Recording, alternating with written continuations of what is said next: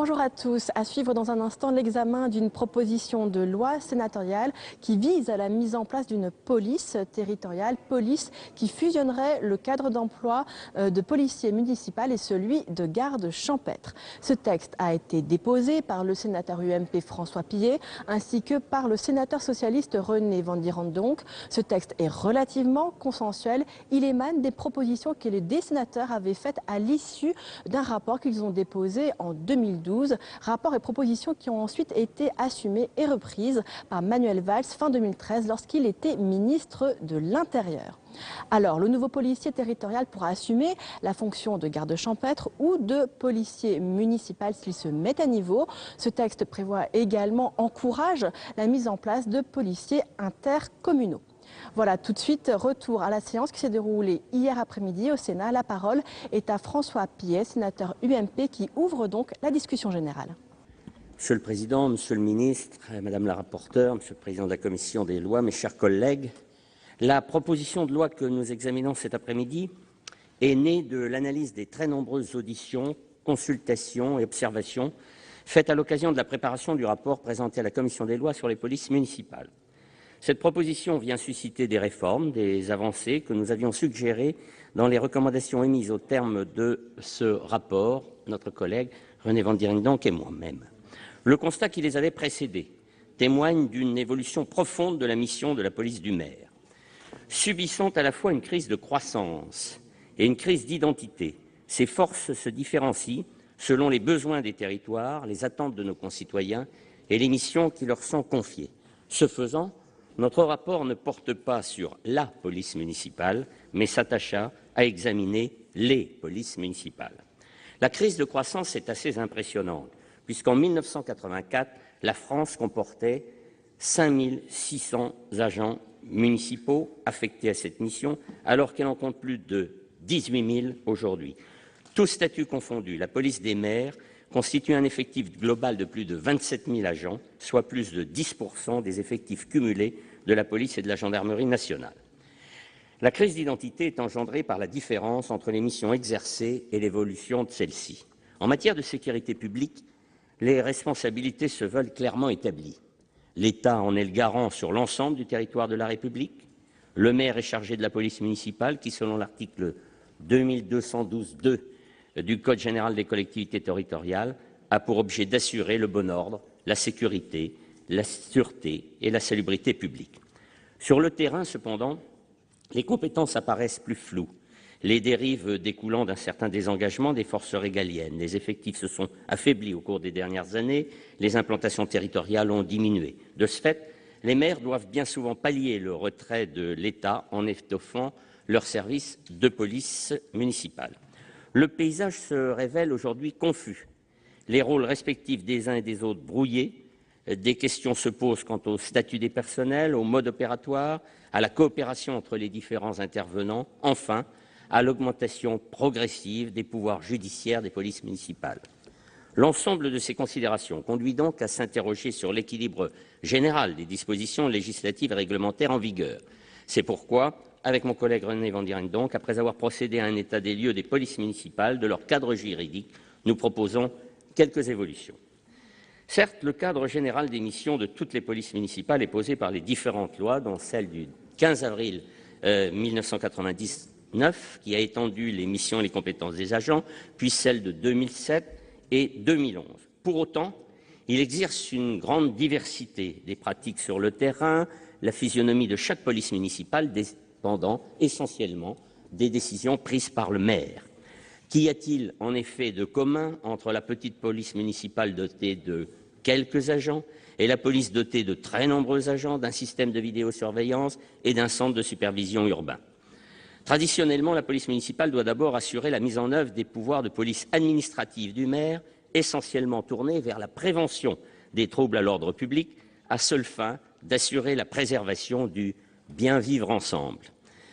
Il s'agit donc de régler des conflits sociaux par la médiation, la persuasion, la dissuasion, en s'appuyant sur le sens civique des citoyens, une pratique qui domine d'ailleurs encore dans de nombreuses communes, en particulier les plus petites. Les gardes champêtres, dont les effectifs ont connu une érosion massive depuis un siècle, exercent des compétences souvent proches de celles des policiers municipaux, bien que davantage orientée sur les problèmes ruraux.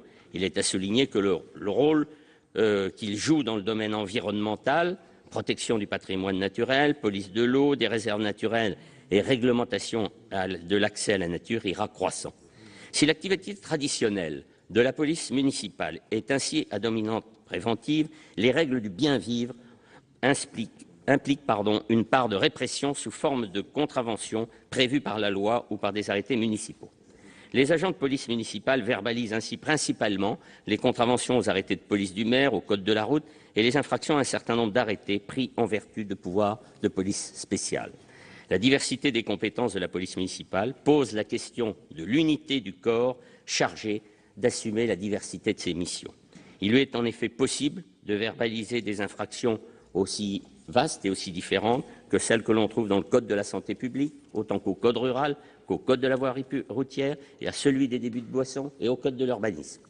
Force est de reconnaître que nous assistons depuis plusieurs années à un élargissement et à un certain durcissement de la notion de tranquillité publique qui est également une notion expressément mentionnée dans l'article 2212.2 du Code des collectivités territoriales. Quelle que soit leur tendance politique, il est de plus en plus fréquent que les maires développent une politique comportant une dose de répression plus forte, dans le but de lutter, d'une part, contre le sentiment d'insécurité, d'autre part, de répondre aux sollicitations d'administrés qui tolèrent de moins en moins des comportements incivils, eux-mêmes en progression. Naguère considérés comme quelque peu obsolètes, les pouvoirs de police liés à la tranquillité publique sont réactivés et renforcés avec de nombreux arrêtés municipaux dans le domaine de la prévention de la délinquance des mineurs ou de leur protection. Je fais là allusion aux arrêtés, par exemple, relatifs au couvre-feu, à la lutte contre la mendicité agressive ou le racolage, contre la consommation d'alcool sur la voie publique, les rassemblements nocturnes, la circulation bruyante de véhicules à 2 roues, voire même les sonneries de cloches. Je pourrais vous donner, si vous le souhaitez, quelques exemples jurisprudentiels sur ce point. Parallèlement à cette évolution, les polices municipales les plus importantes en nombre d'agents et en extension de leurs fonctions tendent à mettre moins l'accent sur l'îlotage et à la présence sur la voie publique pour devenir plus réactives aux demandes des maires et des citoyens en matière de tranquillité publique. L'exemple emblématique est évidemment Nice, dont les agents, au nombre de 578, ont des missions si larges qu'elles se rapprochent de celles des forces nationales, sont placés sous le signe de la réactivité, du professionnalisme et sont dotés d'équipements extrêmement modernes. Le maire d'Évry illustre également cette évolution, considérant même, et je le cite mot à mot, la police municipale est le premier niveau de la sécurité, pas de la tranquillité. Comme le souligne la sociologue Virginie Malochet, les habitants évaluent ainsi désormais la qualité d'une police municipale autant par sa capacité à répondre rapidement aux demandes qu'à sa présence visible sur le terrain. Au-delà du renforcement des actions de tranquillité publique, les missions des agents de police municipale ont tendance à se rapprocher de celles des forces nationales en se judiciarisant. Cette transformation accompagne un infléchissement des missions vers davantage d'intervention, de répression et de travail judiciaire. Au sein de certaines polices municipales, l'accent est ainsi mis de manière croissante sur la verbalisation des flagrants délits, les interprétations suivies de mise à disposition et de relations très quotidiennes avec la police ou la gendarmerie nationale. Il s'agit avant tout de faire appliquer les lois et de combattre vigoureusement la délinquance de voie publique. En matière d'infractions routières, les policiers municipaux ont progressivement acquis une palette très large de prérogatives. Dans le cadre des conventions de coordination, certaines polices municipales interviennent fréquemment au soutien des forces de sécurité nationale. La vidéosurveillance, devenue un passage quasi obligé pour une politique de sécurité locale qui se veut dynamique, peut constituer un élément structurant de la coopération entre ces deux corps, surtout dans les zones urbaines connaissant un taux plus élevé de délinquance. Enfin, la communautarisation des polices municipales est menée au sein de communautés d'agglomération et de communautés de communes, même si elle préserve le pouvoir de police des maires. Le passage au niveau intercommunal a ainsi permis à certaines communes rurales, dotées de peu de ressources, de bénéficier d'une présence policière accrue. La police intercommunale, qui ne peut guère alors porter le nom plus adapté que police territoriale, permet d'assurer ainsi la continuité de l'action de la police municipale au-delà des limites géographiques de la commune. Voilà, très synthétisé, le constat. Vous pourrez retrouver toutes les informations nécessaires sur l'état des lieux dans le rapport d'information publié le 14 septembre 2012, tendant vers 6 objectifs principaux. 25 propositions communes ont été formulées par René van Dierendonck et moi-même. Elles contiennent des préconisations pragmatiques, non partisanes, entrant dans les espaces législatifs et réglementaires. Je salue à cet instant l'excellente collaboration et la parfaite entente qui nous a réunis, auquel succéda un travail très ouvert avec les ministres de l'Intérieur, messieurs Manuel Valls et Bernard Cazeneuve. Toujours dans cet esprit, René van Dierendonck va désormais vous présenter les axes de notre proposition de loi, sur l'ensemble desquels notre accord est entier. Merci, Monsieur Pilet. La parole est à Monsieur René van Dierendonck, co-auteur de la proposition de loi.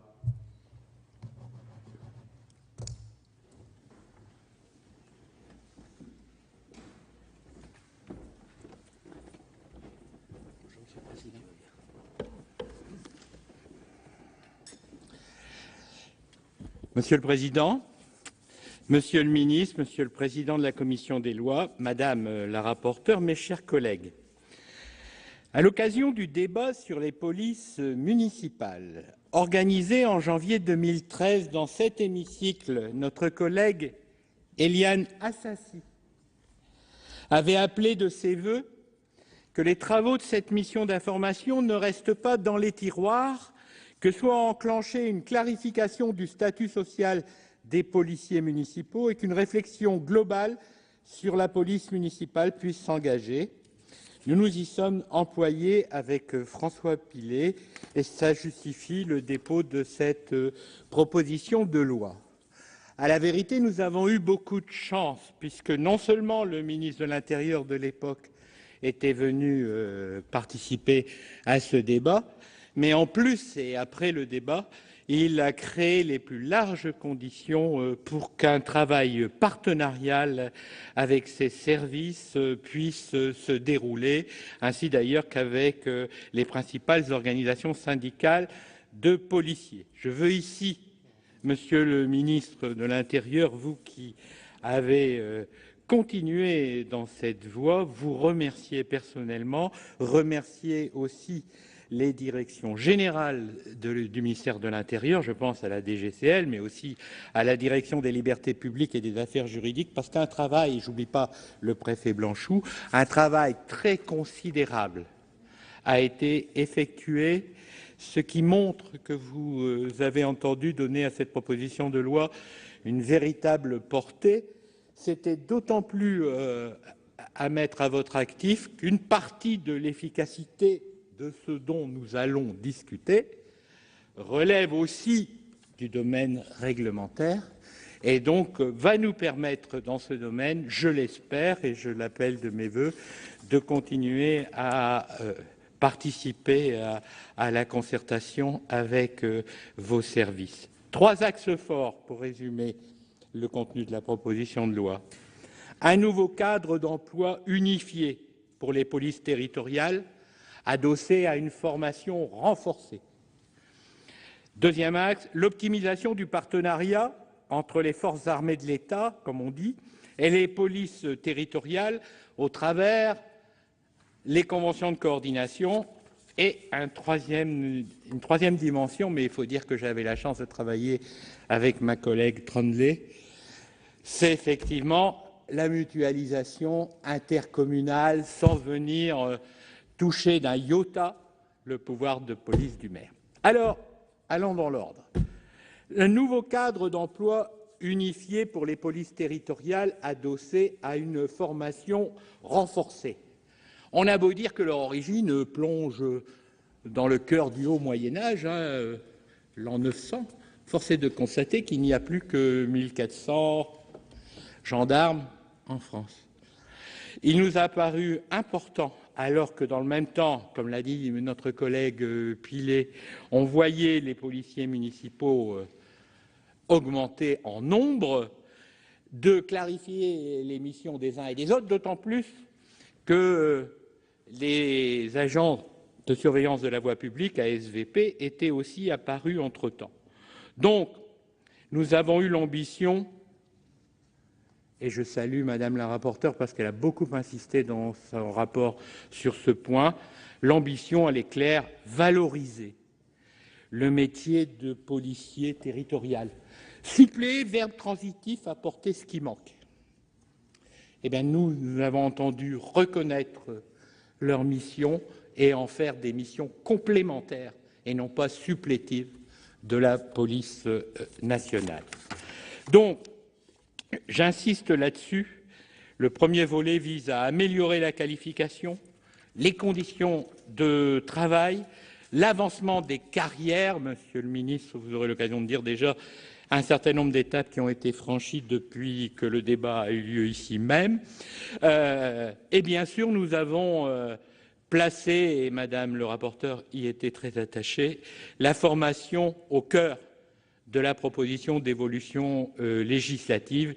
Il s'agit d'ailleurs d'une préoccupation qui était partagée par le ministère et nous n'avons eu de cesse, cher François Pillet, que vraiment de mettre une amicale mais insistante pression sur le Centre national de la fonction publique territoriale pour obtenir ce qui est notre objectif, une grande école nationale de formation des agents de police municipale qui serait bien sûr sous l'égide du Centre national de formation publique territoriale et qui pourrait s'appuyer sur 2 regroupements à un niveau interrégional avec des formations spécialisées répondant mieux à ce que tous les personnels appellent de leur vœu, c'est-à-dire des formations à la carte au plus haut niveau de qualification et de labellisation de leur catalogue de propositions.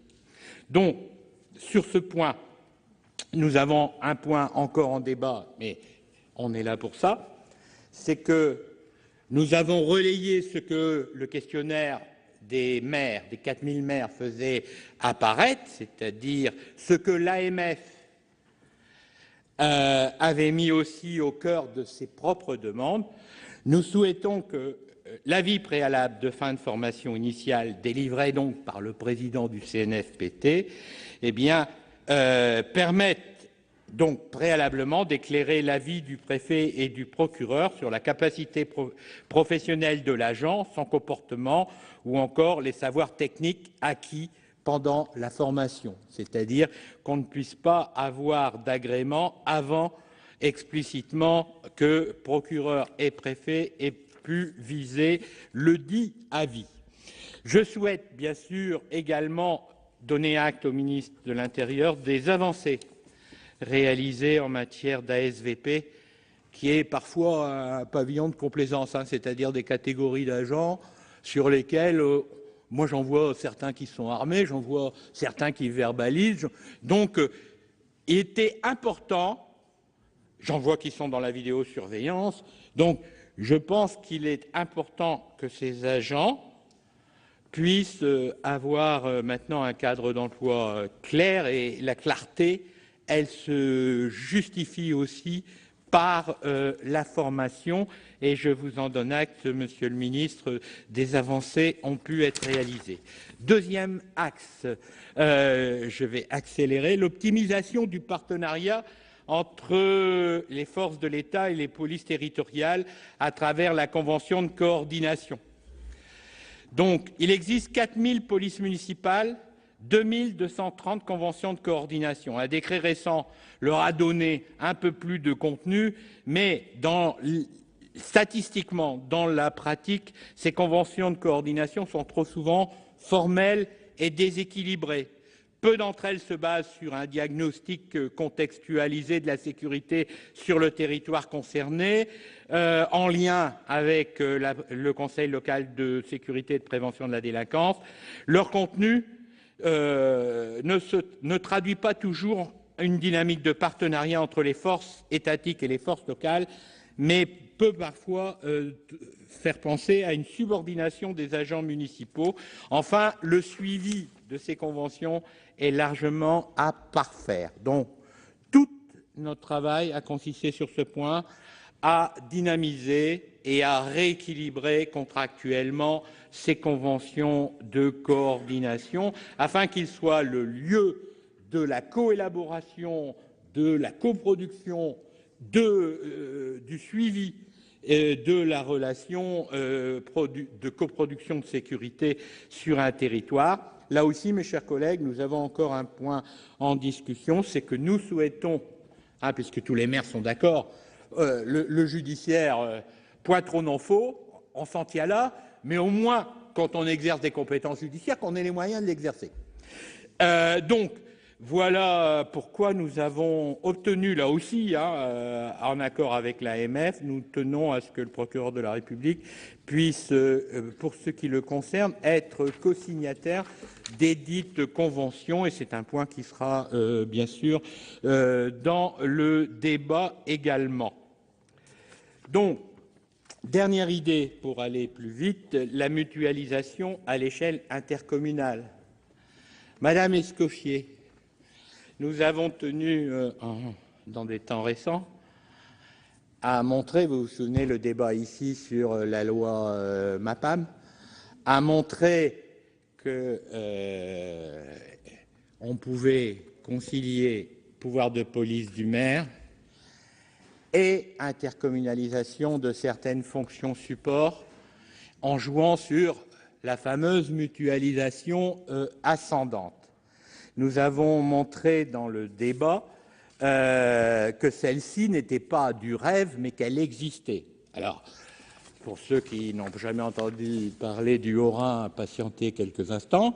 Je voudrais donc, pour ne pas déflorer ce sujet, dire que si je questionnais mon collègue Pilet, une des choses les plus intéressantes que l'on ait vu fonctionner, c'est précisément le système en place dans la communauté d'agglomération du Val de Montmorency, Cavam, et d'ailleurs celle de Roissy, Porte-de-France. Puisque là, nous avons rencontré tous les maires, et ils nous ont tous dit que sur leur territoire de leur commune, ils n'avaient pas perdu une once de leurs prérogatives. Et pourtant, ils nous ont dit, nous avons pu, en intercommunalisant les fonctions support, progresser considérablement, puisque un STIC, un système de transmission informatique de données anonymisées validé par la CNIL, existe, comme existe d'ailleurs une prise en charge à l'échelle intercommunale de toutes les fonctions support, et notamment du fonctionnement du fameux CSU. Et vous savez, en nous quittant là sur le pas de la porte avec François Pilet, le président nous disait « Ah oui, j'ai oublié de vous dire, ça avait un autre avantage, c'est qu'avant qu'on fasse ça, il y avait un turnover au sein de la police municipale de 30%, qui est tombé aujourd'hui à 13%.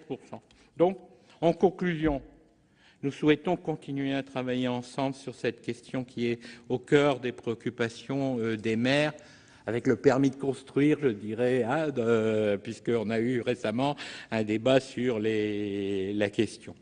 Et je voudrais dire, m'adressant à l'ensemble des agents et policiers municipaux et gardes champêtres qui concourent à la prévention de la délinquance et à sa répression dans un certain nombre de cas, que le Sénat, bien au-delà des clivages, n'a eu de cesse que de rechercher à reconnaître leur profession et à valoriser leur carrière. Merci. La parole est à Madame Virginie Claes, rapporteure de la Commission des lois.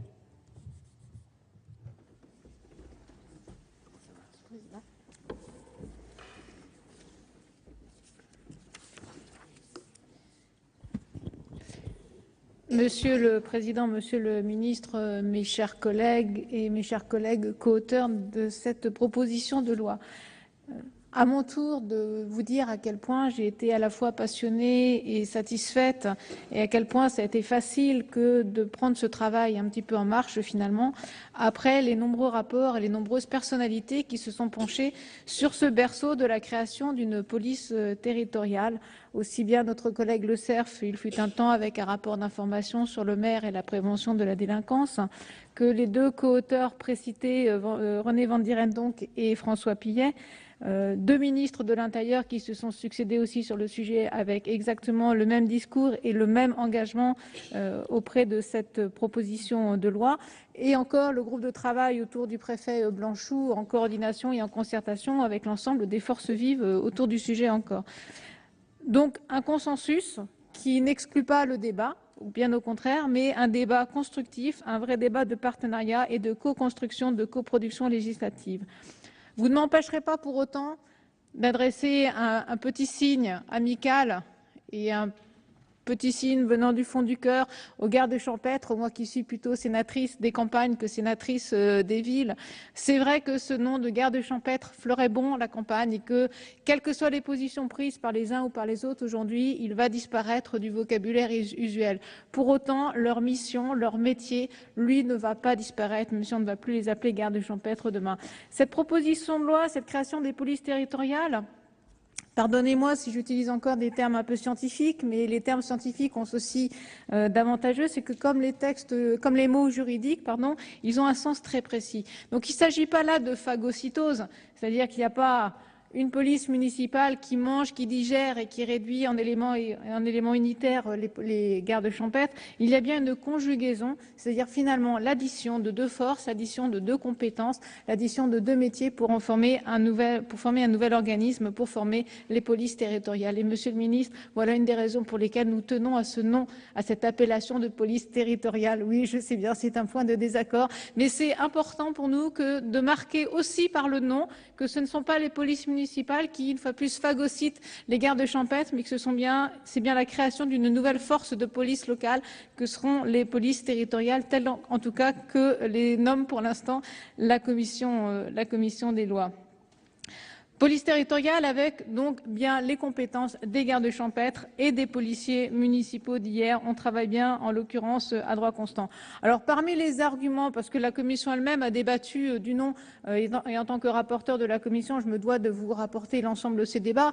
Parmi les éléments qui nous ont semblé importants et qui auraient milité en faveur d'un retour ou de rester au terme de police municipale, l'argument du coût. Il est vrai que ça, nul n'y est indifférent. Le coût de refloquer, le coût de resignaliser, le coût de changer les insignes, etc. est effectivement un élément important, mais sur lequel aujourd'hui nous n'avons pas réellement de chiffrage, ou en tout cas nous n'avons pas réellement de données précises et objectives sur le sujet. Donc nous en sommes restés à la police territoriale en l'état actuel des choses. Le volet important qui a fait consensus, ou plus ou moins consensus cette fois-ci, est le volet de la formation, mais cela a déjà été excellemment dit par mon collègue Van Dieren donc. La formation qui resterait du ressort du CNFPT, mais lequel s'est déjà engagé sur à la fois une réflexion autour de l'interrégionalisation de ces formations, sur une réflexion autour de l'homogénéisation et de la labellisation de ces formateurs, parce que c'est vrai, et je l'ai dit aussi en son temps, le niveau des formations, le degré de satisfaction des maires par rapport aux formations dispensées par le CNFPT n'était pas le même sur toute la France ou le même selon les modules. Un point auquel la commission des lois tient essentiellement, et effectivement, René Van Dieren donc l'a dit aussi, la transmission de l'attestation de fin de formation initiale par le président du CNFPT au préfet et au procureur avant le prononcé de l'agrément. À cela, il y a plusieurs raisons. Souvent, on pense que la transmission de cette attestation de fin de formation pourrait induire de façon systématique un effet négatif sur l'autorisation, sur l'agrément qui serait délivré. C'est-à-dire qu'on regarderait dans cette attestation de fin de formation si vraiment on ne peut pas trouver des éléments qui font que la personne en question n'a pas les capacités à devenir policier municipal et que donc on ne donnerait pas l'agrément à la personne en question. Mais la situation inverse peut aussi se produire. C'est pour ça que nous tenons vraiment à ce que préfet et procureur aient l'ensemble des éléments à disposition, sachant que tout ce qui relève de la formation initiale ne serait pas des éléments liants, mais des éléments qui peuvent éclairer son jugement et qui peuvent éclairer sa décision en matière d'agrément. Tout simplement parce que certaines personnes peuvent avoir fait un certain nombre de bêtises à un certain moment de leur vie et que leur comportement pendant la formation, leur comportement depuis le jour où ils ont fait des bêtises, va au contraire plaider en faveur d'eux. Ce n'était que des bêtises de jeunesse et oui, cette personne aujourd'hui a bel et bien les capacités pour être policier municipal. J'ai vécu ce type d'exemple dans ma commune où effectivement j'ai recruté des personnes qui n'avaient pas forcément un casier judiciaire complètement vierge, mais aujourd'hui les casiers judiciaires se remplissent assez vite de tout un tas de choses diverses et variées et qui en fait après ces erreurs de jeunesse commises à 18 ans, avaient complètement démontré par la suite qu'elles avaient toutes les capacités requises, en l'occurrence pour s'occuper de jeunes et de prévention de la délinquance. Donc je pense que c'est vraiment fondamental que de disposer, avant de délivrer un agrément aussi important que celui de policier territorial, c'est vraiment fondamental de disposer de l'ensemble des éléments dont on peut disposer en l'occurrence. D'autant que il ne faut pas oublier que le retrait de l'agrément éventuel sera également soumis au préfet et au procureur et que la décision de retrait d'agrément ou de non-délivrance de l'agrément lie le maire, autorité territoriale, en matière d'affectation et en matière de titularisation des agents de police territoriale. En matière de formation, nous avons tenu aussi à ce que les ASVP, les agents de sécurité de la voie publique, mais aussi les assistants temporaires de la police municipale fassent l'objet d'une formation bien évidemment adaptée à leur mission. Suite à un amendement de nos collègues du RDSE aussi, qu'on a vu tout à l'heure en commission, sans doute avec un aménagement dans le temps pour leur permettre de prendre leurs fonctions malgré tout dans des délais assez courts. Mais ces agents de sécurité de la voie publique, comme les assistants temporaires de la police municipale, sont sur la voie publique, sont dans une tenue uniforme, donc doivent bénéficier d'un minimum de formation, tant pour les mettre en sécurité, eux, que pour mettre les communes pour lesquelles ils agissent, les collectivités pour lesquelles ils agissent, en sécurité juridique. L'intercommunalité nous semble incontournable. Il faut aller vers plus d'intercommunalité, il faut aller vers plus de mutualisation. Donc un certain nombre de mesures aussi de cette proposition de loi vont favoriser l'intercommunalité. Pour autant, malgré les propositions initiales, nous n'avons pas accepté en commission des lois de donner la compétence officier de police judiciaire au président des EPCI, tout simplement parce que c'est déjà une fonction tellement peu utilisée par les maires qu'on ne voit pas très bien à quel moment ou quelles occasions pourraient l'utiliser les présidents d'EPCI et parce qu'on voit bien l'élargissement qui serait demandé demain aux vice-présidents aussi des EPCI. Donc pourquoi démultiplier l'attribution de cette fonction d'OPJ à des personnes qui ne l'utiliseraient pas? Ça ne nous semble là par contre pas aller dans le bon sens. En revanche, transférer les pouvoirs de police spéciale au président des EPCI, de manière à leur permettre d'exercer complètement les compétences qui leur ont été transférées, nous a paru une bonne chose et a facilité. Supprimer aussi la superposition des comités locaux de sécurité et de prévention de la délinquance avec les comités intercommunaux de sécurité et de prévention de la délinquance. Je vois que certains d'entre vous hochent la tête et ne sont pas convaincus. Je vais essayer de vous convaincre, mon cher collègue. Je vais essayer de vous convaincre. Pourquoi suppression des deux? Parce qu'un comité local de sécurité et de prévention de la délinquance est une instance très formelle et très formalisée qui doit être présidée par un certain nombre de personnes dont les fonctions sont clairement définies. Si ça se superpose avec un comité un conseil intercommunal de sécurité et de prévention de la délinquance, les mêmes personnes ne présideront jamais les 2 sessions, ou les 3, 4 ou 5 sessions, même s'il y en avait besoin. Et de fait, ce serait des espèces de grandes messes qui ne fonctionneraient sans doute pas bien ou sans doute de façon bancale. Moi, je pense qu'il vaut mieux un seul conseil intercommunal de sécurité et de prévention de la délinquance, qui, sur un territoire correctement raisonné, va répartir à la fois l'organisation des moyens, la répartition des moyens, va se renseigner sur l'évolution de la délinquance et sa géographie ou le changement de nature de la délinquance et va confier ensuite à des commissions infra-territoriales par rapport à ce conseil intercommunal, s'il est trop grand, si c'est vraiment une trop grande messe. Et ce sont ces petits groupes de travail infra-conseil intercommunal de sécurité et de prévention de la délinquance qui feront le travail effectif, qui feront le travail opérationnel sans forcément être présidés par le président de l'EPCI, par le procureur ou par le préfet. Et ce niveau de relation et de travail est celui qui est efficace, avec un retour vers le conseil intercommunal pour de temps en temps faire le point et voir où est-ce qu'on a poussé la délinquance quand on l'a poussée dans un certain sens géographique ou de nature. Donc c'est vraiment l'organisation. Je suis tout à fait d'accord avec ceux qui disent que l'intercommunalité, l'EPCI n'est pas forcément l'échelon d'action efficace, mais je pense que c'est l'échelon d'organisation et de répartition des moyens et de transmission d'informations générales qui est effectivement efficace. Donc voilà une des raisons fondamentales pour lesquelles nous ne souhaitons pas que les deux se superposent.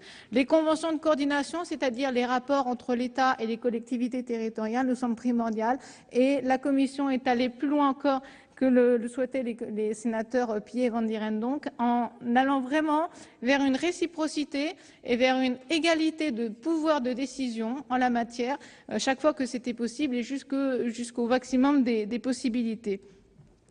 Nous souhaitons aussi que ces conventions de coordination se généralisent. Pour autant, nous ne souhaitons pas non plus bousculer les plus petites communes rurales qui n'avaient qu'un seul garde champêtre hier et qui demain vont avoir un policier territorial et risqueraient demain d'être en plus obligés de repasser une convention de coordination alors que leur territoire rural ne nécessite pas de travail de nuit, ne nécessite pas d'armement, etc., etc. Donc, poussons les communes ou les intercommunalités à aller vers ces conventions de coordination, mais n'allons pas trop vite. Laissons-leur le temps de souffler, de respirer et d'en avoir besoin, et surtout d'avoir besoin d'utiliser leur policier territorial au maximum de tout ce qu'il peut faire. Autrement dit, les conventions de coordination seront de toute façon obligatoires, telles que nous vous le proposons en tout cas, à partir du moment où les agents de police territoriale devraient travailler de nuit, devraient être armés ou devraient faire des actions avec la police nationale ou avec la gendarmerie nationale. Donc, incitons fortement les collectivités à y aller, mais allons doucement avant de les rendre obligatoires.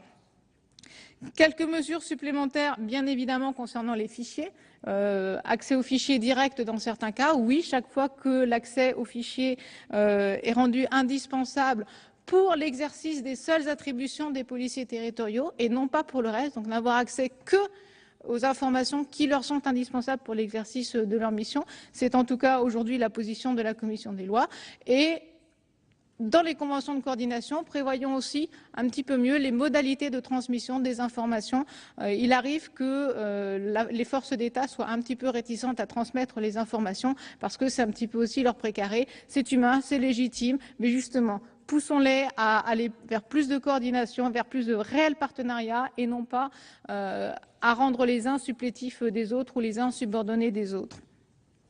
En matière de centres de surveillance urbaine, là encore, des nécessités de formation des opérateurs, essentiellement, c'est ce que nous vous proposons. Je ne vous parlerai pas non plus des brigades vertes de la Moselle. Je laisserai notre collègue Catherine Trodelet, qui connaît ça sur le bout des doigts et dont je sais qu'elle est très très attachée à ces brigades vertes, de vous en parler. Sur le volet social, ça ne relève pas de la loi, ça relève du réglementaire. Néanmoins, Monsieur le Ministre, quelques réflexions que nous avons entendues et pour lesquelles il nous semble important d'avoir sans doute votre avis ou votre opposition. En matière, alors là, ce n'est pas sur le volet social lui-même, c'est sur le volet réglementaire en matière de tenue. Aujourd'hui, les textes prévoient que les tenues des uns et des autres doivent permettre de les distinguer parfaitement les uns des autres. Police municipale de la police nationale, les ASVP doivent être distingués des policiers municipaux et les assistants temporaires de police municipale doivent être distingués des polices municipales.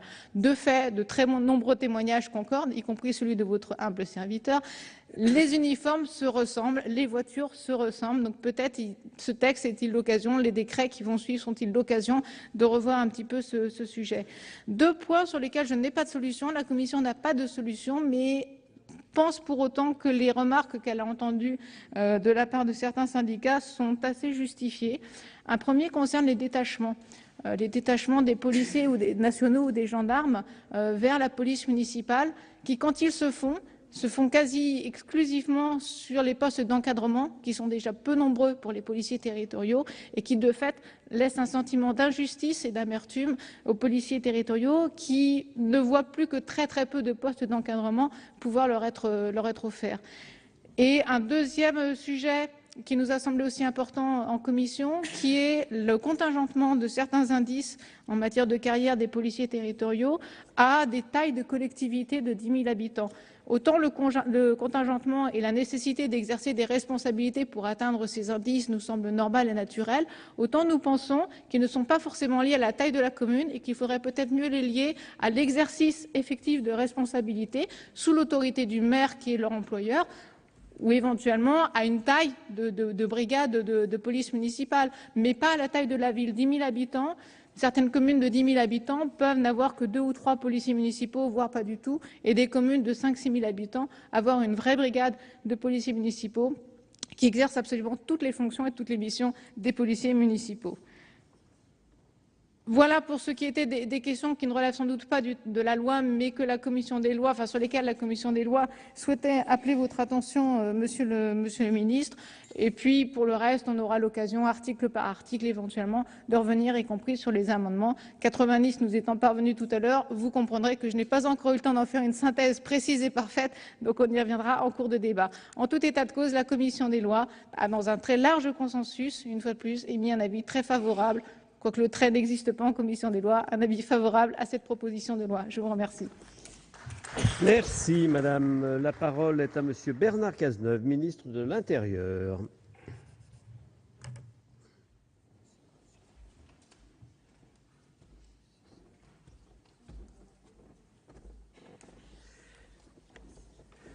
Bien, Monsieur le Président de la Commission des lois, Messieurs les auteurs, Madame la rapporteure, Mesdames et Messieurs les sénateurs, je suis particulièrement heureux d'être parmi vous aujourd'hui. C'est la première fois qu'en tant que ministre de l'Intérieur, je suis au banc pour l'examen d'un texte législatif et je voudrais, en préambule, saluer le travail très remarquable des sénateurs mené dans un esprit républicain dont nous sommes très nombreux ici à souhaiter qu'il serve de modèle pour d'autres travaux.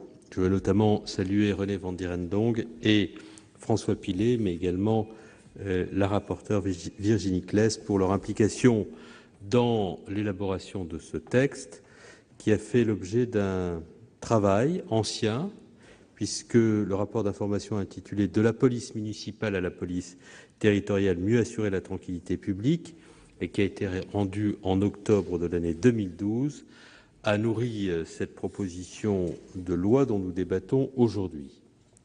Mon prédécesseur avait déjà engagé avec vous sur ce texte et ses propositions un dialogue très fructueux que j'ai naturellement poursuivi dès mon arrivée au ministère de l'Intérieur. Les services du ministère, en particulier la DLPAJ, la DGCL, la Délégation aux coopérations de sécurité, ont contribué très utilement, je le crois, à entourer le texte de garanties juridiques et techniques qui nous permettent aujourd'hui de nous féliciter d'une proposition de réforme cohérente et complète. Votre proposition de loi avait été au cœur des échanges de la précédente CCPM, Commission consultative des polices municipales, et je sais que vous attendez avec impatience la prochaine réunion de cette commission. Je veux vous annoncer aujourd'hui qu'elle sera convoquée avant l'été. Votre ambition paraissait simple et je dois dire qu'elle relevait du bon sens. Créer un cadre d'emploi unique par la fusion des cadres de police municipale et des gardes champêtres. Sur le plan du droit, pourtant, la tâche a été beaucoup plus compliquée qu'on avait pu l'imaginer. Ainsi fallait-il préserver les attributions spécifiques et les prérogatives des gardes champêtres tout en permettant l'exercice de toutes les missions par l'ensemble des agents du nouveau cadre d'emploi.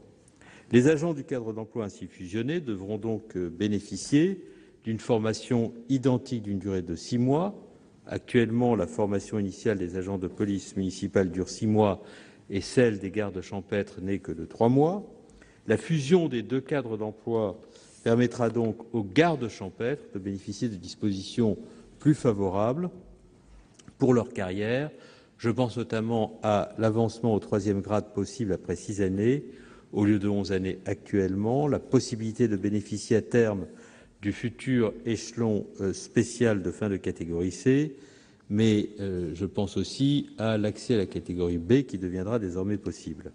En outre, le taux de l'indemnité spécifique de fonction passera de 16 à 20% maximum, ce qui n'est pas non plus totalement négligeable.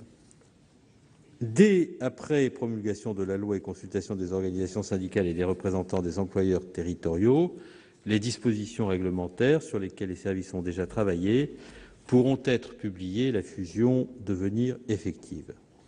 Vous avez également souhaité, et je m'en félicite, à ce que l'ensemble des agents qui concourent à l'exercice des missions de police municipale trouvent dans cette loi la reconnaissance de la place qu'ils occupent. Le projet de texte permet la clarification du rôle et des missions des agents de surveillance de la voie publique. Fort de plus de 6 500 agents en 2013.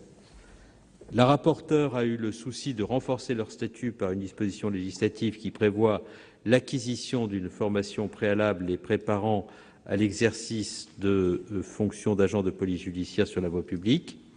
Cette formation devrait être assurée par le Centre national de la fonction publique territoriale qui dispose, comme vous le savez, d'un monopole en la matière. Le décret d'application définira donc les modalités, le contenu et la durée. Il réglera également la teneur des équipements attachés à la fonction, tels que la carte professionnelle, la tenue, les véhicules utilisables. Cette proposition de loi doit permettre la reconnaissance du rôle des agents qui apportent leur contribution à la mise en œuvre de la sécurité publique locale. Ainsi, et nous y reviendrons, j'en suis certain, au cours du débat, elle pourrait être un vecteur utile pour reconnaître la fonction des centres de supervision urbaine, qui apportent un soutien précieux aux policiers municipaux dans leurs tâches quotidiennes. En 2013, environ 4 centres de supervision urbaine, communaux et intercommunaux, étaient en fonction sur le territoire national. Leur déploiement doit être encouragé, ainsi que leur raccordement aux salles de commandement des forces de sécurité de l'État, pour permettre le dépôt d'images en cas notamment d'événements graves de sécurité publique, d'ordre public ou de sécurité civile. Pour avoir effectué plusieurs déplacements sur ces thématiques en province, y compris dans de grandes villes, je pense notamment à la ville de Marseille, j'ai pu mesurer à quel point ces outils sont des outils utiles, non pas qu'ils se substituent à la police nationale ni à la gendarmerie nationale, mais ils sont un élément d'élucidation de faits qui sont constatés et apportent un concours très précieux aux forces de police et de gendarmerie dans l'exercice que ces forces font de l'élucidation des faits délictueux commis. Il faut également saisir, mesdames et messieurs les sénateurs, l'opportunité de cette PPL pour exiger des opérateurs le professionnalisme qui s'impose aux acteurs d'une tâche aussi stratégique. C'est ainsi qu'il est proposé que l'exercice de ces missions soit subordonné à l'accomplissement d'une formation préalable, ce à quoi, bien entendu, le gouvernement est absolument favorable. La proposition de loi, dans la mesure où elle entend, à travers les conventions de coordination, renforcer et rénover les relations entre police municipale et forces de sécurité nationale, contribue également à l'émergence de nouvelles formes de coopération sur le terrain entre les différents acteurs de la sécurité, ce qui est également une excellente chose. Cette coproduction de la sécurité, j'en suis totalement convaincu, est un concept qui doit structurer notre approche de la sécurité dans les territoires et je place cette préoccupation au cœur de mon action au ministère de l'Intérieur. L'expérience prouve que la signature d'une convention de coordination, à condition bien sûr qu'on lui donne vie et qu'on en assure un suivi attentif, est le meilleur moyen de parvenir à une complémentarité efficace des forces de sécurité. C'est là l'un des piliers de la lutte contre l'insécurité. La rapporteure a d'ailleurs souhaité abaisser à 4 agents le seuil au-delà duquel une convention de coordination est obligatoire. Je m'en réjouis, bien entendu, car nous savons tous que c'est un outil pour le maire qui peut y préciser les missions qu'il entend confier à sa police municipale, décliner également la doctrine d'emploi de cette police pour mieux centrer son action sur son cœur de métier, la tranquillité publique. Le ministère de l'Intérieur veillera à faciliter la tâche des petites communes qui souhaiteront signer ces conventions en faisant élaborer par ses services des conventions types tenant compte des caractéristiques locales, qu'il s'agisse des stations balnéaires, de villages de montagne ou de bureaux ruraux. Je pense que la préparation de ces conventions types pourrait être un outil utile aux maires des collectivités concernées, non pas que cet outil ait vocation à les enfermer dans des normes trop contraignantes qui ne correspondraient pas à la spécificité de leur territoire, mais au contraire, ces conventions types constituer un cadre facilement adaptable et de nature par conséquent à permettre aux maires d'élaborer facilement les textes conventionnels qu'ils souhaitent mettre en œuvre. En revanche, et je l'ai déjà dit à la rapporteure et aux auteurs de la PPL, je suis très réservé sur la proposition de faire signer le projet de convention de coordination par le procureur de la République. Je lui préfère le dispositif de transmission actuellement en vigueur du projet de convention pour avis, pour des raisons que je veux expliquer. D'abord parce que ce dispositif sauvegarde une flexibilité de la procédure d'élaboration et surtout ménage un principe qui est très important pour les juges comme pour les acteurs publics et administratifs, qui est le principe de séparation des autorités administratives et judiciaires. Il est souhaitable cependant de prévoir la mise en place d'une instance de pilotage qui, elle, pourrait associer le maire, le préfet et le procureur une fois la convention de coordination signée. Mon interrogation n'est donc pas une interrogation destinée à laisser de côté un acteur dont on a grandement besoin, qui est le procureur de la République.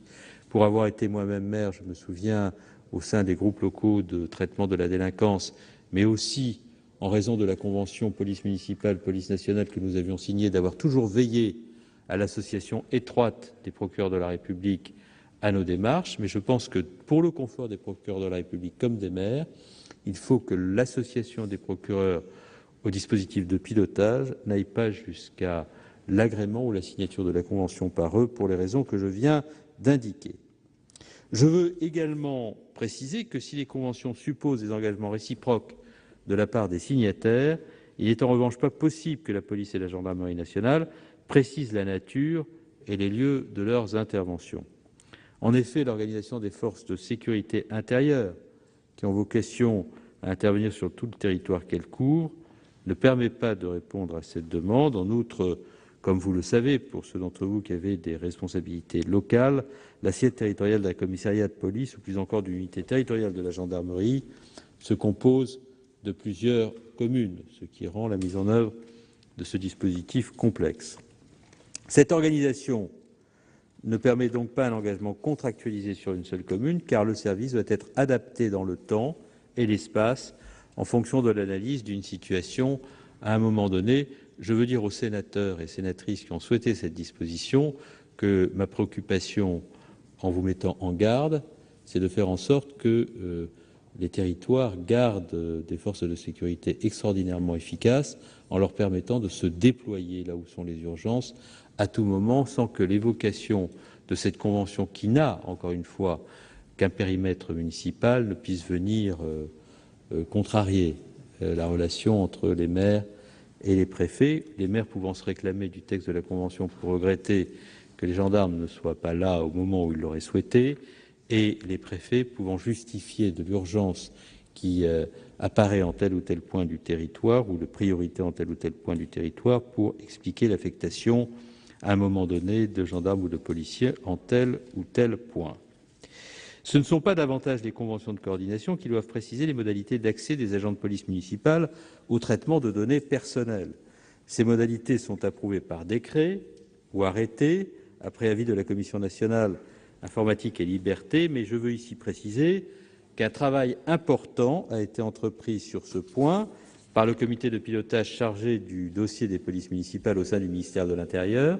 Ce travail sera complété par celui d'un groupe de réflexion émanation de la commission consultative des polices municipales. S'il s'agit ici, en effet, de préciser les conditions juridiques et techniques dans lesquelles les policiers municipaux pourraient obtenir, le cas échéant, un accès direct à certains fichiers en vue d'obtenir des informations utiles à l'exercice de leur mission. Il s'agit de concevoir des procédures d'authentification de l'appelant, de définir le spectre des informations accessibles et de veiller à l'exercice d'un réel contrôle de l'officier de police judiciaire, tel que cela est exigé par le Conseil constitutionnel. Je sais que nous aurons à débattre plus précisément au cours de l'après-midi de ces sujets, mais je tenais néanmoins à dire deux mots de mon attachement à la dénomination actuelle de police municipale. Et il est toujours bon qu'au Sénat, il y ait à un moment ou à un autre des débats, un temps de réflexion sur l'épaisseur et la signification sémantique. La charge symbolique que revêt l'appellation ne doit pas être négligée. Je ne crois pas. Les polices municipales bénéficient en termes d'image de cet attachement de nos concitoyens à l'échelon local et à l'institution municipale. Par ailleurs, les policiers municipaux ne sont pas compétents sur un territoire, mais bel et bien sur le ressort d'une ou plusieurs communes. Ils peuvent, en tous les cas, l'être. J'ajoute de même, et vous savez combien je suis sensible de par mes anciennes fonctions à ce sujet, à cette question, que le changement d'appellation n'est pas neutre financièrement. Pas un petit sujet dans le contexte dans lequel nous nous trouvons. J'ai d'ailleurs procédé moi-même, me laissant aller à mon ancienne nature, à des petits calculs. Et comme vous savez, après 50 ans, la nature des êtres ne change pas. Donc j'ai fait un calcul. Et selon une première approche, le coût de cette appellation, de ce changement d'appellation, serait de plus de 15 millions d'euros. Ce paramètre a d'ailleurs suscité, je crois, des réserves, y compris au sein de l'Association des maires de France. À l'inverse, il peut s'avérer intéressant de marquer le mouvement progressif et à terme incontournable en direction d'une mutualisation intercommunale plus affirmée. Ça, je peux le comprendre et je pense que pour les mêmes raisons budgétaires, cela peut s'avérer souhaitable. De telles mutualisations, tout en s'opérant dans le respect des pouvoirs de police du maire, peuvent permettre des économies d'échelle et de structure qui sont incontestables. Elles garantissent également une action de police municipale mieux adaptée aux variations dans l'espace et dans le temps des besoins de présence et d'intervention. Là où les polices municipales interviennent sur un périmètre plus large, ne faut-il pas permettre, sans forcément imposer de changement au niveau national, que leur appellation fasse également référence à leur territoire d'exercice, au territoire de l'intercommunalité par exemple. Cette idée me paraît être de nature à répondre à vos préoccupations sans pour autant engendrer les effets collatéraux que je redoute et qui conduisent à ma réserve. Mesdames et messieurs les sénateurs, je vous sais dans cet hémicycle, en tant qu'élu confronté à la violence de plus en plus prégnante au sein de la société, particulièrement sensible à l'exigence accrue de sécurité exprimée par nos concitoyens. Je me réjouis donc de l'examen aujourd'hui d'un texte qui valorise des professions exposées, quasiment avec talent et abnégation des fonctions de prévention, de présence dissuasive, de médiation, mais également, lorsque c'est nécessaire, de contrôle et de répression. Je ne doute pas du sort que vous réserverez à ce texte équilibré, complet, mûri et concerté qui aura, j'en suis certain, un avenir au-delà des bancs de votre hémicycle. Je remercie encore les sénateurs et les sénatrices qui sont impliqués dans l'élaboration de ce texte et je forme le vœu que le débat qui va suivre soit aussi riche que l'a été le travail de préparation qui a conduit à son évocation et au débat d'aujourd'hui. Merci, Monsieur le Ministre. Dans la suite de la discussion générale, la parole est à Monsieur Jean-Vincent Placé pour le groupe Écologie.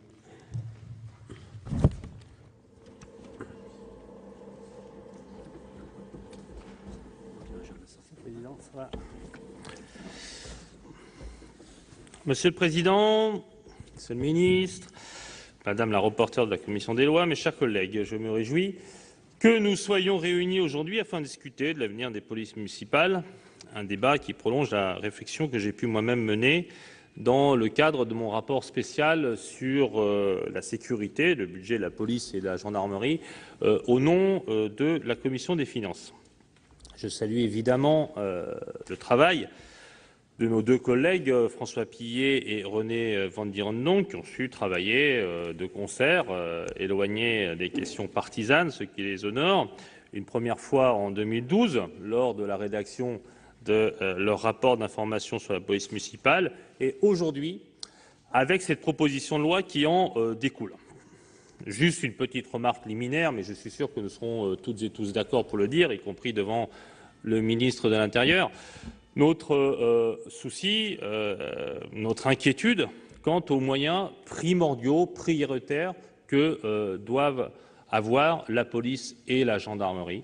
Police et gendarmerie qui assument la fonction régalienne sur l'ensemble du territoire national pour la sécurité des biens et des personnes de nos compatriotes. Donc, c'est évidemment le souci prioritaire et les polices municipales, pendant de nombreuses années, lancer la polémique, je peux même faire sur les effectifs de la police et de la gendarmerie sous le quinquennat précédent. Cela s'est amélioré et restauré évidemment depuis 2 ans et je sais que dans l'objectif quinquennale du président de la République François Hollande. Je suis sûr, Monsieur le ministre, que vous continuerez le travail de votre prédécesseur quant à la restauration des effectifs de la police et de la gendarmerie pour avoir une présence normale, proportionnelle et équitable sur l'ensemble de nos territoires, qu'ils soient d'ailleurs urbains et ruraux. Je vois le sourire de Louis Nègre, mais je suis sûr qu'il apprécie qu'il y ait plus de policiers, plus de gendarmes dans les Alpes-Maritimes, et cela depuis 2 ans.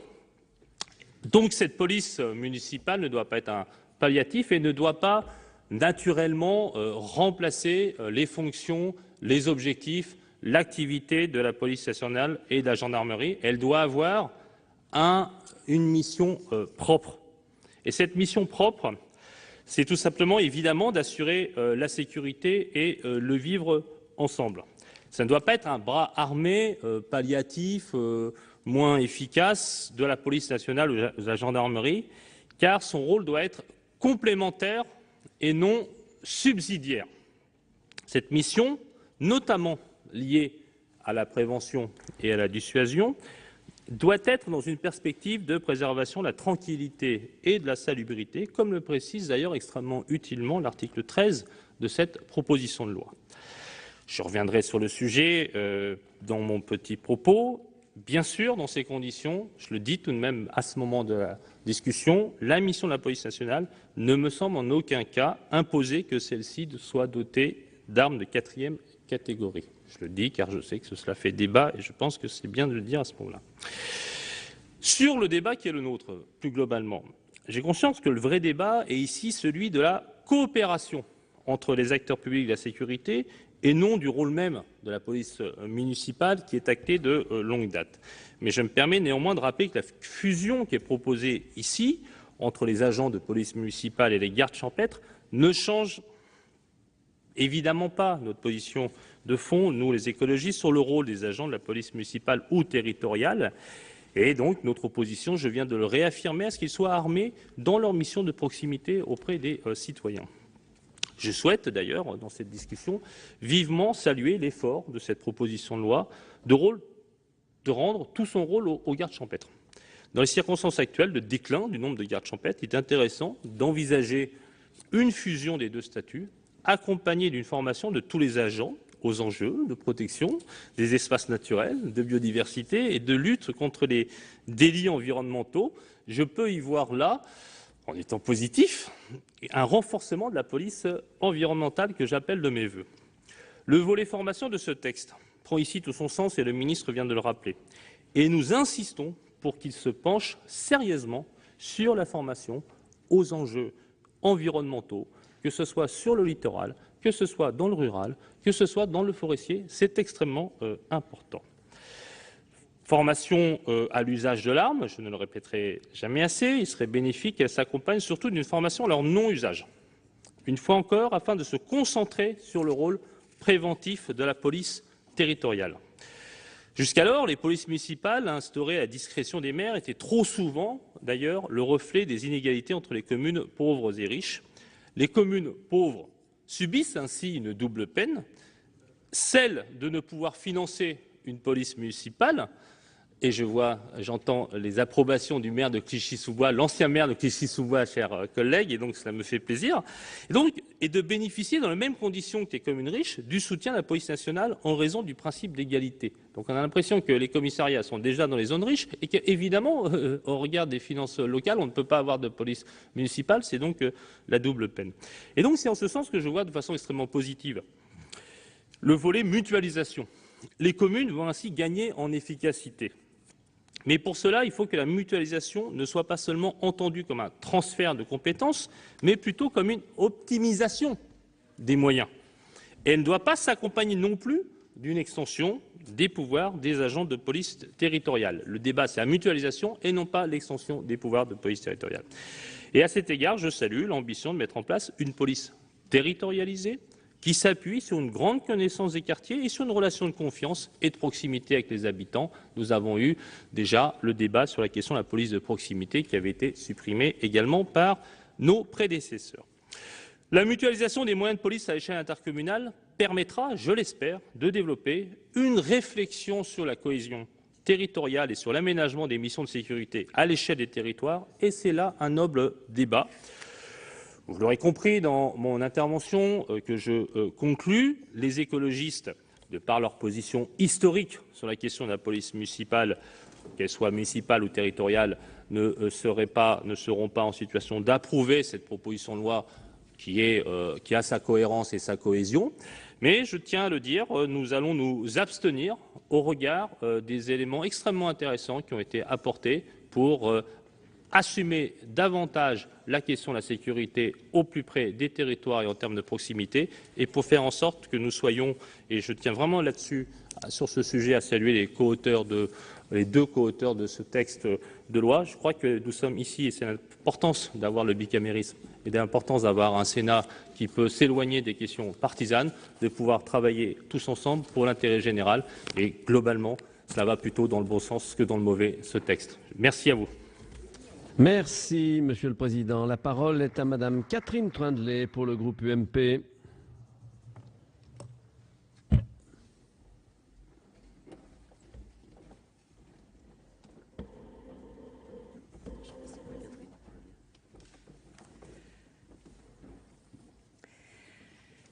Monsieur le Président, Monsieur le Ministre, Madame le rapporteur, mes chers collègues, la proposition de loi que nous allons examiner aujourd'hui fait suite au rapport d'information de 2012 de nos collègues François Pillet et René Vandierendonck, dont la plupart des recommandations ont été intégrées. Faisant le bilan des 25 ans de la police municipale, ce rapport mettait en avant les difficultés qu'elle rencontre aujourd'hui encore. Une confusion des compétences entre les forces de police municipale et étatiques qui conduit nos concitoyens à exiger beaucoup des forces de police locales, une judiciarisation des polices municipales réquisitionnées, parfois par le procureur de la République, pour certaines interventions. Il y a également un désengagement étatique qui conduit la police municipale à s'éloigner de ses missions de prévention et de proximité. Enfin, un accroissement des inégalités en matière de sécurité selon les moyens de chaque collectivité. Pour donner un nouveau souffle à la police locale, vous proposez de remédier à toutes ces difficultés en proposant deux axes de réforme. Une homogénéisation des polices locales d'une part et une mutualisation de ces nouvelles forces de police au niveau intercommunal d'autre part. Tout cela afin de favoriser l'émergence d'une véritable police territoriale. L'objectif poursuivi vise, comme vous l'avez rappelé, à fusionner dans un même cadre d'emploi les agents de police municipale et les gardes champêtres. S'ensuivrait alors, dans une logique de clarté, un regroupement de l'ensemble des compétences exercées par l'une et l'autre de ces deux forces de police. De plus, puisque la police territoriale disposera des compétences actuellement exercées par les gardes champêtres, il est évident que les régions, les départements ou les établissements publics chargés de la gestion d'un parc naturel régional garderont la faculté de recrutement de policiers territoriaux dans ce domaine. Il est certain qu'en redonnant de la lisibilité à la police locale, nous faciliterons un regroupement des forces de police au niveau de l'intercommunalité. Il est vrai, d'ailleurs, que cette mutualisation est indispensable, d'abord pour éviter l'abandon de certaines zones rurales, parfois très vastes, où les municipalités n'ont pas les moyens d'assumer une force de police de grande ampleur qui leur est pourtant indispensable. Pour cela, vous proposez très justement d'améliorer les dispositifs actuels existants, les conseils locaux de sécurité, les conventions de coordination. L'article 18 renverse en effet l'ordre de création des conseils de sécurité et de prévention de la délinquance dans les communes de plus de 10 000 habitants ou comprenant une zone urbaine sensible. Actuellement, lorsqu'il existe un conseil local de sécurité et de prévention de la délinquance, la création d'un conseil intercommunal de sécurité et de prévention de la délinquance est facultative. Vous proposez ainsi que la création d'un CLSPD ne soit plus possible si un CISPD est créé, ce qui est une modification cohérente avec l'évolution de notre droit des collectivités. Ceci afin de développer l'essor d'une politique de prévention de la délinquance à l'échelle intercommunale. L'article 19.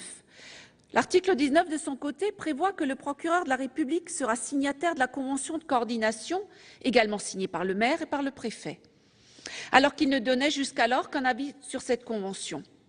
Dès lors que la police municipale connaît un accroissement important de ses pouvoirs judiciaires, il est en effet indispensable de donner les moyens à l'autorité judiciaire de mieux contrôler l'exercice de ses pouvoirs. Mais ce n'est pas tout. Cette convention entend également reconnaître le travail décisif mené par les policiers, en leur reconnaissant une véritable initiative dans la rédaction de cette convention de coordination, et nous nous en satisfaisons. Enfin, sur ce point, la commission des lois a judicieusement abaissé le seuil, rendant obligatoire la conclusion de la convention de coordination à 4 emplois d'agents de police territoriale au lieu des 5 actuellement, et prévu une période transitoire de 3 ans à compter de l'entrée en vigueur de la loi, lorsque les services de police territoriale de plus de 4 agents ont été créés avant l'entrée en vigueur de la disposition. Durant cette période, ces services pourront poursuivre leur activité. Au-delà de ces 2 outils juridiques dont le fonctionnement a été amélioré, le texte prévoit une amélioration cohérente du rôle joué par les établissements publics dans les coordinations des politiques de sécurité. Alors d'abord l'article 16, qui fait du président d'un EPCI à fiscalité propre un officier de police judiciaire. Et l'article 17 prévoit qu'en cas de transfert de compétences en matière de transport urbain, un EPCI a la responsabilité de la police des transports, sous réserve de l'accord de l'ensemble des communes concernées et du président de l'établissement public de coopération intercommunale. Si cet accord peut représenter en théorie certaines difficultés, le texte prévoit en fait une contrepartie pour les présidents d'EPCI, puisque l'intercommunalité pourra refuser le transfert de compétences afférentes. En somme, rationalisation et mutualisation sont donc les mots d'ordre de cette réforme qui doit donc être approuvée. Mais avant de conclure, je tiens à intervenir sur l'une des particularités du Haut-Rhin, celle du syndicat mixte des gardes champêtres intercommunaux, plus communément appelé la Brigade verte. C'est la loi d'amélioration de la décentralisation du 5 janvier 1988 qui a repris à son article 44 un amendement proposé par le sénateur Goetschi, auquel s'étaient alors associés les sénateurs Chillet et Haenel. Cet amendement permet à un regroupement de collectivités réunies dans un syndicat mixte d'avoir en commun des gardes champêtres compétents sur l'ensemble des territoires des communes constituant ce groupement. Depuis la mise en application de ces dispositions, les gardes champêtres ont alors constitué un véritable corps pour le Haut-Rhin, placé sous l'autorité juridique, bien évidemment, de leur maire. Ils ont comme cadre de gestion un syndicat mixte, comme je l'ai dit, regroupant des communes, le département du Haut-Rhin, ainsi que, le cas échéant, des syndicats de communes ou de districts. Une soixantaine de gardes champêtres répartis sur 10 postes du département sont ainsi déployés sur le territoire de 313 communes sur les 377 que comporte le département. Les patrouilles sont effectuées 7 jours sur 7, 365 jours par an. La Brigade verte travaille en partenariat avec toutes les autres institutions du territoire et, entre autres, la région Alsace, le Conseil général, la gendarmerie, la police. Il s'agit pour les habitants du Haut-Rhin de l'un des piliers de leur sécurité et de leur tranquillité. Cette organisation fonctionne très bien et répond parfaitement aux besoins, entre autres, des petites communes, en répartissant les coûts entre les communes, les intercommunalités et le département. La Brigade verte étant unique sur le territoire national par la dimension de son intercommunalité et de son financement, il est certain que le projet de police territoriale remet en cause son mode de fonctionnement et par la même occasion une structure qui a su répondre aux attentes de nos concitoyens du Haut-Rhin ainsi que des élus dont les collectivités prennent part à cette organisation. Alors, compte tenu de ces éléments, vous l'aurez compris, Monsieur le Ministre, mes chers collègues, je n'ai eu de cesse de plaider pour la prise en compte du maintien de cette spécificité propre au Haut-Rhin. En résumé, et j'y reviendrai tout à l'heure, en résumé, mes chers collègues, il existe certes un véritable consensus sur ce texte, tant sur le constat des limites rencontrées par la police municipale actuellement que sur les moyens de lui donner un nouveau souffle. Et je terminerai en rappelant que le travail fourni du rapport d'information de nos collègues François Pillet et René Vandiredonck n'y est pas pour rien. Et je tiens, au nom de mon groupe, à les saluer. Je vous remercie. Merci, Madame la Présidente. La parole est à Monsieur Vincent Capo-Canellas pour le groupe UDI-UC.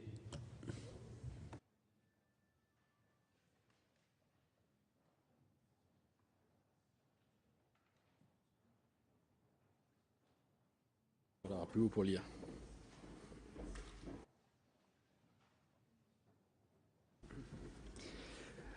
Monsieur le Président, Monsieur le Ministre, Monsieur le Vice-président de la Commission des lois, Madame le rapporteur, mes chers collègues, j'ai déjà eu l'occasion, lors du débat qui a fait suite au rapport de nos collègues Van Dierendonck et Pilet, d'indiquer l'orientation générale de mon groupe sur le sujet des polices municipales et sur ce rapport. En premier lieu, j'ai salué le pragmatisme des auteurs. Il est utile de reconnaître le rôle des polices municipales en complémentarité avec l'État dans l'effort de coproduction de sécurité. Et je rappellerai ici, en tant que maire d'une commune de banlieue, en Seine-Saint-Denis, combien, face à ce grand défi de l'insécurité vécu par nos concitoyens comme un fléau, nous devons faire assaut de pragmatisme et essayer, en tant que législateurs, mais aussi en tant que représentants des élus locaux, de mettre en place l'ensemble des moyens qui concourent à plus de sécurité. C'est bien évidemment l'enjeu dans le respect du rôle de chacun. Privilégier une approche pragmatique plutôt qu'idéologique dans ce domaine de la sécurité est en soi un point qu'il faut apprécier à sa juste valeur, avec ce que cela peut représenter de conversion au réel pour certains, tant mieux. Reconnaître pleinement les polices municipales, admettre le rôle utile des CSU, les centres de supervision urbaine, dont M. le ministre a justement parlé tout à l'heure, c'est une conversion au réel, c'est positif. Aussi, je vous dirais que dans ce rapport, ce qui nous intéresse, il nous intéresse plutôt ce rapport autant par ce qu'il comportait comme changement que par ce qu'il ne comportait pas, c'est-à-dire pas trop de remise en cause. Je salue donc en premier lieu votre pragmatisme et veux redire ici mon profond respect pour l'ensemble des forces de l'ordre qui agissent au quotidien pour la sécurité de nos concitoyens. J'aurai un mot tout particulier, bien sûr, pour ceux qui sont concernés par cette proposition de loi, les policiers municipaux, mais je n'oublie pas que la production de sécurité est une coproduction et c'est donc à tous les agents de police, au sens large, qu'il nous faut nous adresser, en n'oubliant pas le prix qu'ils paient chaque année avec des blessés et parfois des morts. Nous avons tous en tête des drames. Dans le consensus que recueille le travail excellemment engagé par les rapporteurs, il faut quand même rappeler une évidence ici, et je l'ai entendu en filigrane lorsque Jean-Vincent Placé s'est exprimé tout à l'heure. Les maires en viennent à créer des polices municipales lorsqu'ils ont perdu l'espoir de voir des effectifs de police nationale suffisants pour faire face à la délinquance, et ils mettent en place un service qui vient en complémentarité avec l'État. Ils le font avec responsabilité, en prenant pleinement en compte la responsabilité et l'engagement nouveau qui est le leur, ce que ça va demander au quotidien, et les risques que cela représente. Et l'utilité des polices municipales est réelle. Je veux dire, comme représentant du secteur urbain, que chez nous, avec des taux de délinquance qui parfois frisent les 100 pour 1000 habitants, le travail de tissage du lien, de retissage du lien avec la population, de détection, de présence de terrain, de remontée d'informations, mais aussi de partenariat avec des services d'enquête parfois à leur demande. Lorsqu'un CSU est bien mené et marche bien, le centre de supervision urbaine fournit à la police nationale et aux services d'enquête spécialisés des éléments de preuve considérable, et j'ai eu l'occasion dans ma commune de faire baisser la délinquance de 30%. J'avais peut-être la chance de ne pas avoir... J'avais des faits importants, 95 pour 1000, on est retombé à 65 pour 1000, mais ce n'était pas des faits de grosse délinquance, mais c'était beaucoup de délinquance malgré tout, et il en reste encore. Donc c'est dans cette logique de pragmatisme, de responsabilité, je crois qu'il faut regarder ces différents sujets et saluer le fait que les polices municipales se sont professionnalisées, et lorsque les hommes travaillent bien ensemble, hommes et femmes, police nationale, police municipale, dans le respect du rôle de chacun, il peut y avoir une coproduction extrêmement utile face à des défis et face à une délinquance qui est toujours changeante, mouvante, et vis-à-vis de laquelle nous devons nous adapter, bien évidemment. Alors, avec pragmatisme, vous avez proposé des ajouts, des compléments aux droits existants, en matière de formation, en matière d'avancement, en matière d'agrément, mieux encadrer et mieux cadrer le rôle des ASVP, le rôle des opérateurs de CSU, tout cela s'entend fort bien. Les conventions de coordination police municipale, police nationale sont un outil dont il ne faut pas exagérer la portée, mais qui peuvent être utiles. Le rééquilibrage recherché est positif. Je mets là-dessus un petit bémol quand même. Attention, le partenariat est avant tout une affaire d'hommes. On ne va pas tout codifier dans des conventions et tout fonctionne bien si les hommes s'entendent. Le commissaire de police et la police nationale a un rôle éminent et la police municipale fournit des moyens, mais elle n'est pas là, y compris en matière d'ordre public, pour décider, et le maire n'est pas là pour décider dans ce cadre-là. La conduite des opérations se fait sous l'autorité du commissaire. C'est un équilibre qui n'est pas simple et qu'il nous faut savoir garder. Donc, il y a quand même dans tout cela un certain nombre de points de débat. Je crois à la complémentarité, mais je veux venir sur les points de débat. L'intercommunalisation nous conduit à changer le nom, la dénomination des polices municipales pour en faire des polices territoriales. J'ai déjà dit en commission vraiment combien j'étais sceptique par rapport à ce changement d'appellation. Il me semble que l'apport est extrêmement limité, mais que la soustraction est réelle. Je proposerai tout à l'heure par amendement que l'on donne de la souplesse aux communes et que lorsqu'elles le souhaitent, elles puissent décider de garder l'appellation de police municipale. La police territoriale, créée ainsi par cette proposition de loi, peut prendre l'appellation de police municipale lorsque le conseil municipal le décide. Elle est territoriale, mais elle s'appellera police municipale et je pense que c'est utile. Le sujet me semble ne pas être seulement symbolique. D'abord, cette manie que nous avons dans les textes, plutôt que de faire autre chose, de changer les noms. Cette manie-là, elle a un coût, elle exaspère sur le terrain. Y a-t-il une bonne raison de changer le nom de quelque chose qui fonctionne? Je n'en vois pas. Je pense que ce texte, en plus, n'apportera pas dans les villes qui ont déjà une police municipale une révolution autre que le nom. Eh bien, il faudra expliquer aux agents pourquoi. Et des agents pour qui la question de l'appellation a un sens particulier. Ce sont des services d'autorité qui aiment bien savoir à qui ils répondent, et ils ne répondent pas à un vague territoire, ils répondent au maire, et ils sont au final payés par la commune. Je pense aussi que c'est une claire distinction avec les services de l'État, parce que le nom de police municipale signifie bien qu'on n'est pas dans le cadre de la police nationale. L'appellation est bien claire, me semble-t-il, dans les deux cas. Donc un peu de souplesse là-dessus. Je dirais en dernier lieu sur ce point-là que la police municipale suppose un effort financier, on l'a évoqué tout à l'heure, important pour les communes, et que dès lors, il n'est pas inutile qu'elle porte ce nom-là, municipal, parce que l'impôt vient de là et un peu de lisibilité ne nuit pas. Sur ce point, je ne vais pas être beaucoup plus long, puis je vois le temps qui file un petit peu. Je crois qu'il faut prendre garde à ne pas tomber aussi dans le piège d'une restriction des pouvoirs des polices municipales ou des objectifs qui leur sont donnés. Elle doit s'inscrire dans une complémentarité avec la police nationale et pouvoir ainsi participer à l'information de la police nationale, à la remontée des témoignages, et notamment quant au CSU, il faut qu'on ait conscience que le CSU permet d'observer, de renseigner la police nationale, de prévenir la délinquance et de fournir des éléments de preuve. Attention à ne pas dériver sur ce point. Prenons garde à ne pas spécialiser la police municipale non plus trop sur les pouvoirs de police du maire. Bien sûr, elle est d'abord là pour ça, mais en vertu de l'article 40, et tel que ça se pratique aujourd'hui, elle est tenue aussi de transmettre à la police nationale un certain nombre d'informations et de concourir à des enquêtes. Idem sur l'armement. Attention, exposer des agents suppose des moyens. La sérigraphie, j'en ai évoqué un mot tout à l'heure également, je crois qu'il y a un acquis et que changer aussi les couleurs, la typologie, etc., ça va, énerver tout le monde localement. Deuxièmement, la police municipale, elle est comprise aujourd'hui, elle est identifiée. À quoi bon changer les couleurs? Je comprends qu'on veuille se distinguer de la police nationale, mais je crois qu'il y a un fait aujourd'hui. Ça marche, ça fonctionne. Pourquoi changer ce qui fonctionne?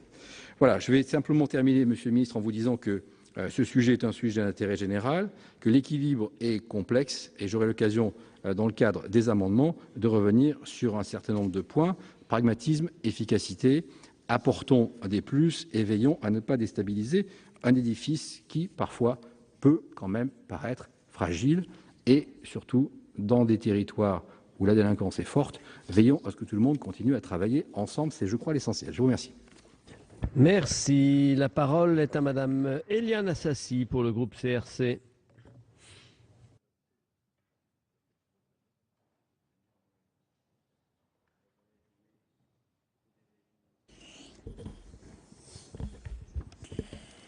Monsieur le Président, Monsieur le Ministre, Madame la rapporteure, mes chers collègues.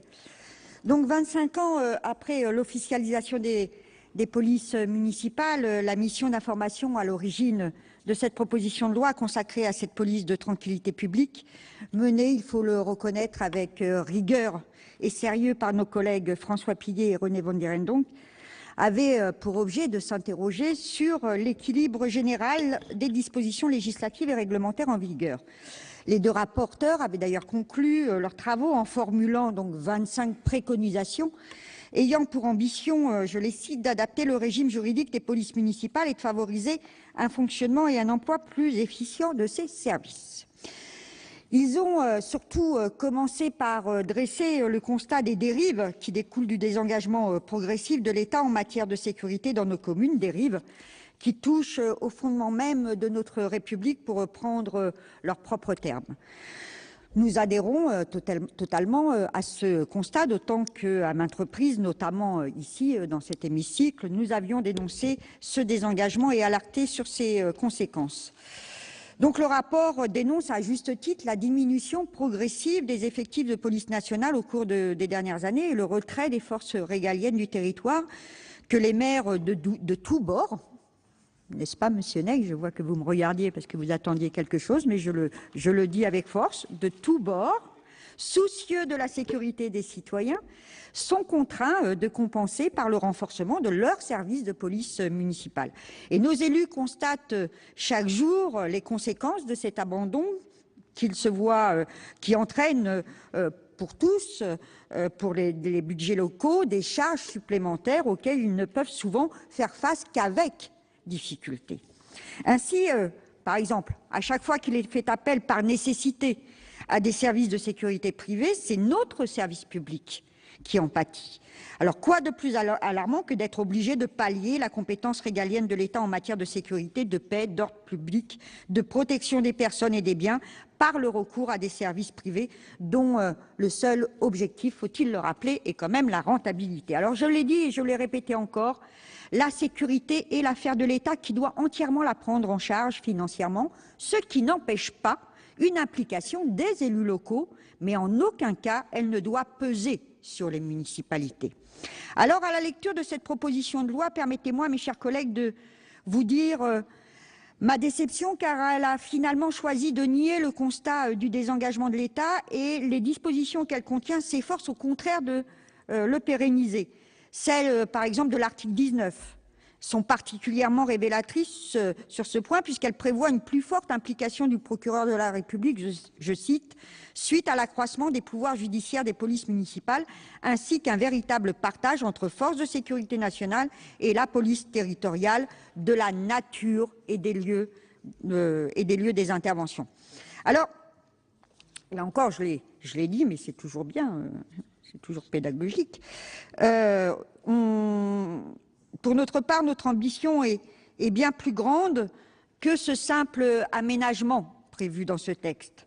Pour éviter le développement d'une sécurité à double vitesse, pour une réappropriation par l'État de sa mission régalienne, je suis, pour ma part, mais les collègues de mon groupe le sont tout autant, favorable à la création d'un grand service public où seraient regroupées police municipale, police nationale et gendarmerie nationale, et où le rôle des différentes forces serait clairement défini dans l'intérêt des citoyens comme des policiers. Et cette ambition recueille l'assentiment des personnels. Or, nous en sommes loin avec ce texte. Certes, il permet la fusion entre les policiers municipaux et des gardes champêtres, ce que nous partageons. Certes, il permet l'accès des policiers municipaux à certains fichiers, mais j'oserais dire que là s'arrête son intérêt. De celui des citoyens comme de celui des policiers, il est fait peu de cas. Alors des citoyens tout d'abord. Inéluctablement vont perdurer les inégalités entre nos concitoyens devant la sécurité en fonction des moyens dont disposent les communes. Par ailleurs, même lorsque les communes en ont les moyens, les agents de police municipale se trouvent par la force des choses contraints d'accomplir de nouvelles missions de répression, dévolues en principe aux forces nationales, au détriment de leur mission traditionnelle de prévention et de proximité, pourtant essentielle et chère, là aussi, à nos concitoyens. Pour les policiers municipaux, ensuite, ces derniers ont vu une évolution spectaculaire de leur mission. Pendant longtemps, ils ont été cantonnés à assurer la sécurité des enfants à la sortie des écoles ou à verbaliser les mauvais stationnements. Alors peu à peu, en raison de cette démission de l'État, leurs fonctions se sont étoffées. On devine la pression supplémentaire qui pèse sur ces policiers municipaux.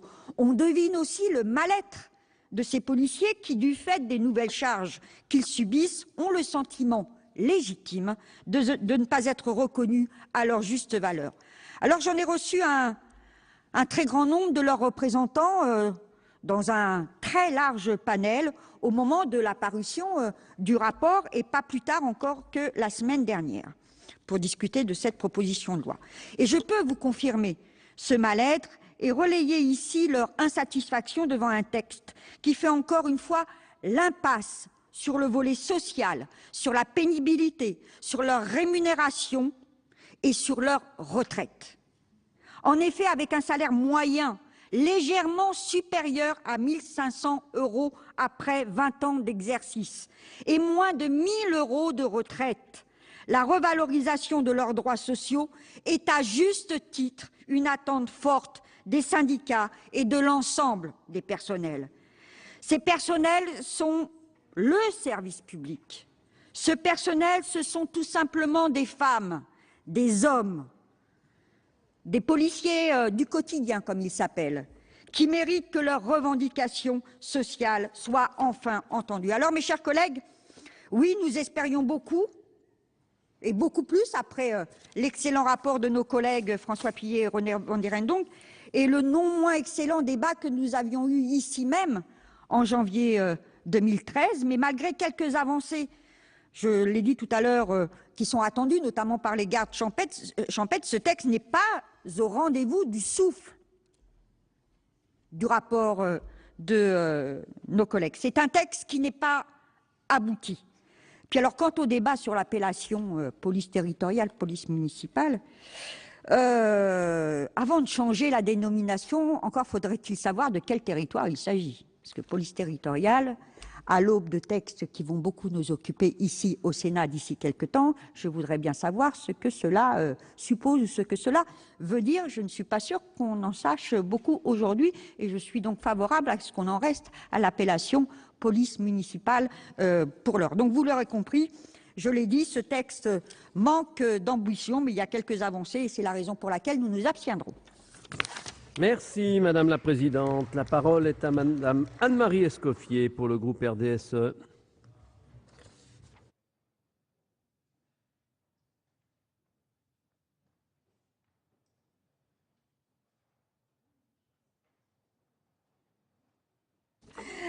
Monsieur le Président, Monsieur le Ministre, Monsieur le Président de la Commission des lois, Madame la rapporteuse, chers collègues, je voudrais en tout premier lieu saluer l'initiative de la Commission des lois qui, il y a près de 2 ans, alors que la prétendue réforme territoriale était encore dans les limbes, mais que les aménagements divers et variés relatifs à la police, à la gendarmerie, au code de la sécurité intérieure, au code pénal s'étaient multipliés, que cette commission des lois avait demandé à nos 2 excellents collègues, René Vandierendonck et François Pillet, de conduire une étude sur l'évolution de la police municipale, évolution rendue indispensable au regard de ces aménagements. De leur travail, conforté par les conclusions du rapport d'information de messieurs Lambert, Detreigne, Mézard et Sido, fait au nom de la délégation aux collectivités territoriales en mai 2010, est issue la proposition de loi que nous examinons aujourd'hui. Une proposition qui a le mérite de clarifier des dispositions devenues complexes au fur et à mesure de l'accumulation de textes. Ici, il s'agit vraiment d'un millefeuille bien différent de celui auquel on voudrait nous faire croire s'agissant de la réforme territoriale.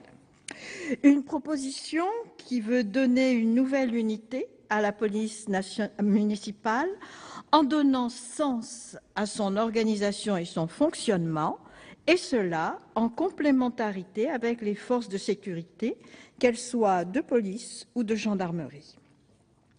Je veux saluer les dispositions de pur bon sens qui unifient dans le même cadre d'emploi police municipale et garde champêtre et donnent un véritable cadre juridique d'intervention aux agents de surveillance de la voie publique et aux assistants temporaires des agents de police municipale. Je veux aussi me féliciter de la place telle qu'affirmée de la formation dont bénéficieront de façon adaptée à leur charge les fonctionnaires municipaux. Enfin, je veux dire combien me paraît judicieuse la disposition de l'article 19 relative au régime des conventions de coordination conclues entre le préfet et le maire, après avis du procureur de la République, et tendant à un rééquilibrage des obligations entre les différentes forces de sécurité dans une véritable politique de coproduction de la sécurité, comme vous l'avez rappelé, Monsieur le ministre. En revanche, et c'est là tout le sens des amendements déposés par mes amis du groupe RDSE, je ne peux me résoudre à voir le qualificatif territorial se substituer à celui de municipal.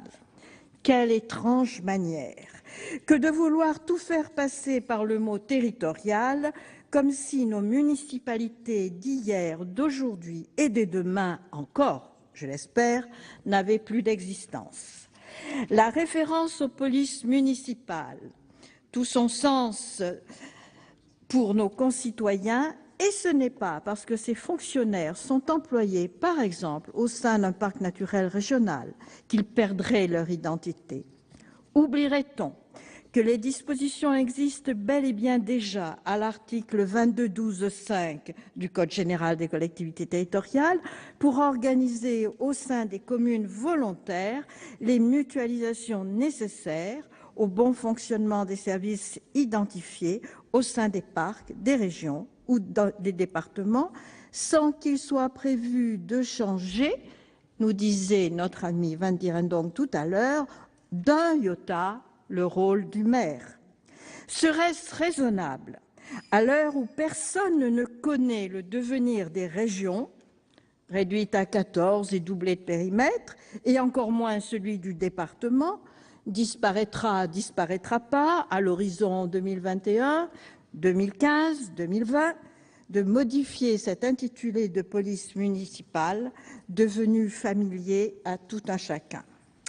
Je ne retiens que pour l'anecdote, et pourtant, qu'à vouloir changer un nom, le législateur modifierait une norme qui viendrait s'ajouter aux 400 000 normes dont on voudrait réduire le nombre et le coût de 15 millions, si j'ai bien compris, et qui aujourd'hui représente 1,2 milliard par an.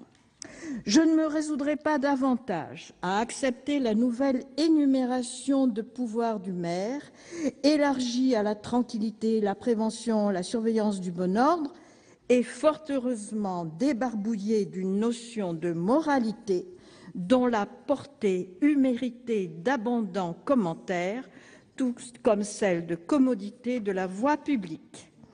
La compétence des maires en matière de police municipale est chose trop sérieuse pour qu'une réflexion approfondie ne soit pas indispensable avant toute tentative de réécriture.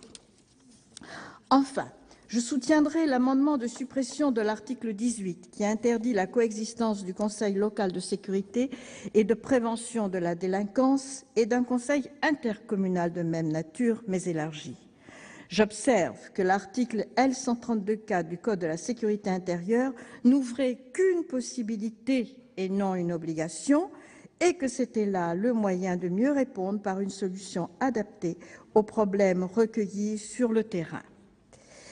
Madame le rapporteur, Monsieur le ministre, vous me voyez très attaché, comme mes collègues, notamment ceux du RDSE, à trouver des modes de fonctionnement harmonieux et harmonisés dans tous les domaines de l'action publique susceptibles de servir nos concitoyens. Améliorer le fonctionnement et l'organisation des polices municipales est en soi une ambition à laquelle j'adhère, même si, ici, je pense que l'on aurait pu aller plus loin, par exemple s'agissant de l'accès à des fichiers réglementaires ou à la mutualisation. Mais une telle amélioration a un prix, celle des amendements proposés par mon groupe, et qui conditionneront notre accord. Merci, madame. La parole est à monsieur Philippe Kattenbach pour le groupe socialiste.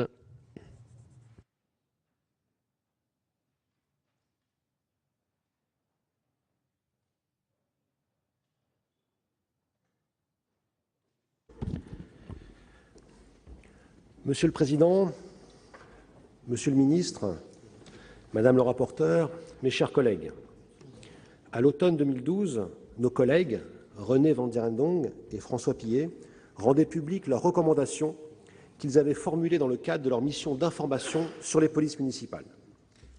Plusieurs d'entre elles, et non des moindres, ont été reprises dans le cadre de la proposition de loi qu'ils nous soumettent ce jour. Une nouvelle fois, nous ne pouvons que nous féliciter que les travaux conduits par le Sénat trouvent rapidement une traduction législative. Cela montre, à ceux qui en doutent, que le Sénat travaille et que le Sénat est utile à notre République. Commençons par un rapide état des lieux. Les effectifs des polices municipales représentent aujourd'hui un peu moins de 10% des effectifs cumulés de la police nationale, 113 000 agents, et de la gendarmerie, 94 000 agents. Nous avons aujourd'hui environ 18 000 policiers municipaux qui exercent leur mission dans 3 000 communes. Ils étaient 4 fois moins il y a 30 ans.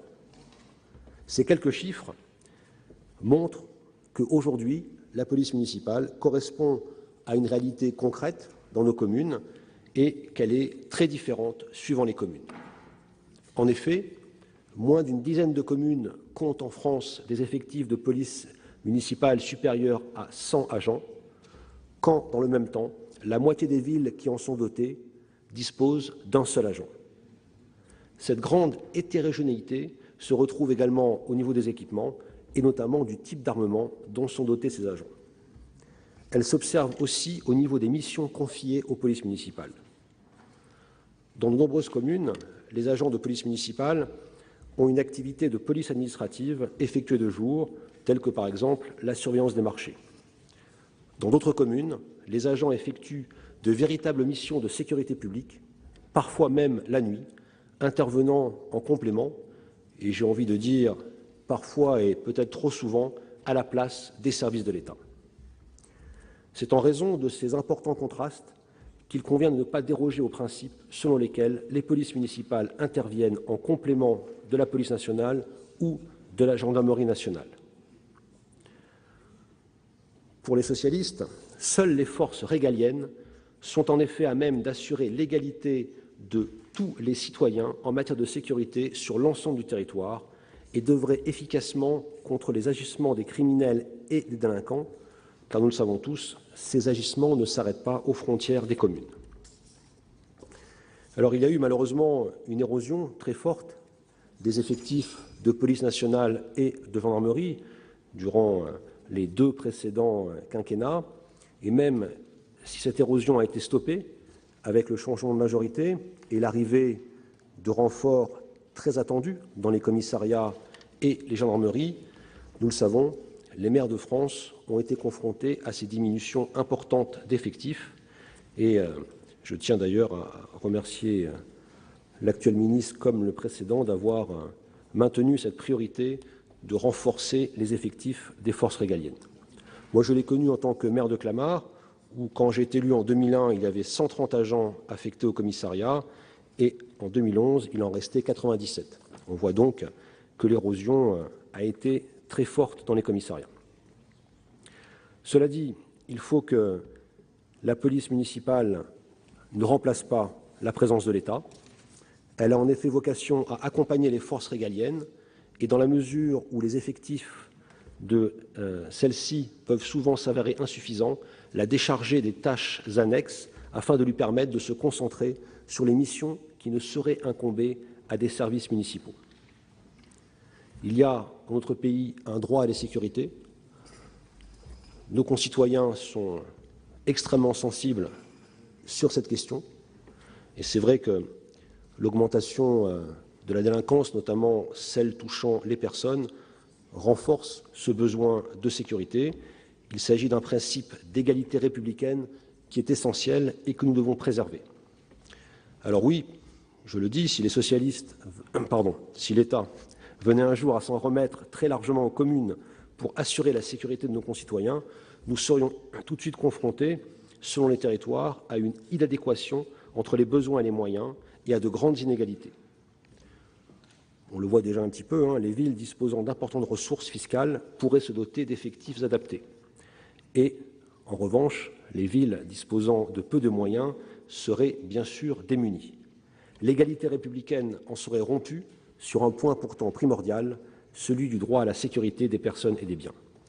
Je prends un exemple que je connais bien, celui de l'Île-de-France. Cette région, qui est très urbanisée, concentre une importante proportion de crimes et délits commis en France du fait même de cette urbanisation. Et j'ai regardé, il se trouve que justement les 4 communes franciliennes qui sont les mieux dotées en termes de police municipale sont issues de mon département. Je vais les citer, Rueil-Malmaison, Levallois-Perret, Puteaux et Courbevoie. Il ne vous échappe pas que ce ne sont pas des communes où se concentre fortement l'insécurité, même s'il y a, comme partout, des difficultés, mais en revanche, ce sont des communes où se concentre la richesse liée à l'activité économique, que ce soit à la Défense ou juste à côté pour Rueil-Malmaison et Levallois-Perret.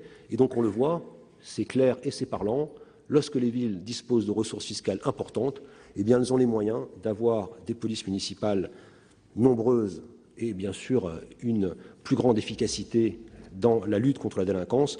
C'est bien sûr injuste et il ne faut pas bien sûr accroître ces inégalités territoriales. Alors poser ce principe, je crois qu'il faut le rappeler fortement. J'ai entendu que nos amis d'Europe Écologie Les Verts et du groupe communiste avaient également insisté sur ce point. Il faut le rappeler fortement, mais cela ne doit pas nous empêcher d'avoir pleinement conscience de l'utilité et du rôle essentiel que jouent aujourd'hui les polices municipales dans les missions de service public à l'échelle communale, voire demain de plus en plus à l'échelle intercommunale. Les policiers municipaux sont des acteurs aujourd'hui bien identifiés par nos concitoyens et ils jouissent souvent d'une grande proximité avec les habitants. Je crois qu'il faut insister sur cette proximité, sur, comme l'a dit Madame Asensi, cette police du quotidien, parce que c'est avant tout à cela que nos concitoyens sont attachés lorsqu'on parle de police municipale. Et c'est vrai qu'il y a et qu'il y aura toujours malheureusement quelques dérives et quelques cow-boys, mais cela ne doit pas nuire à l'image des 18 000 policiers municipaux qui remplissent leur mission avec un très grand professionnalisme. Ce lien, il nous faut l'accompagner en organisant mieux le fonctionnement des polices municipales. C'est ce que propose cette proposition de loi, en créant des polices territoriales, en intégrant dans le même cadre les agents de police municipale et les gardes champêtres. Les missions de ces derniers seront préservées, l'objectif étant que toutes les missions puissent demain être exercées par l'ensemble des agents de ce nouveau cadre d'emploi, avec des avancées en matière de formation. Le ministre en a parlé. Pour les gardes champêtres, le temps de formation va passer de 3 mois à 6 mois et je crois que c'est extrêmement positif, comme les futures évolutions de carrière qui leur seront ouvertes. Alors il y a bien sûr tout le débat sur le nom. Le débat a déjà été largement engagé. Police territoriale, police municipale, j'ai même entendu police locale. Bon, c'est vrai que c'est un débat intéressant, mais je ne crois pas qu'il faille focaliser toutes nos énergies sur le nom. Ce qui compte, c'est le contenu, c'est le fait qu'on organise mieux les polices municipales. Et après, eh bien, on verra dans le débat, ici au Sénat, dans la navette avec l'Assemblée, vers quel terme il faut s'arrêter. Moi, ayant été maire pendant 13 ans, je suis un petit peu comme M. Cazeneuve, sensible aux aspects financiers.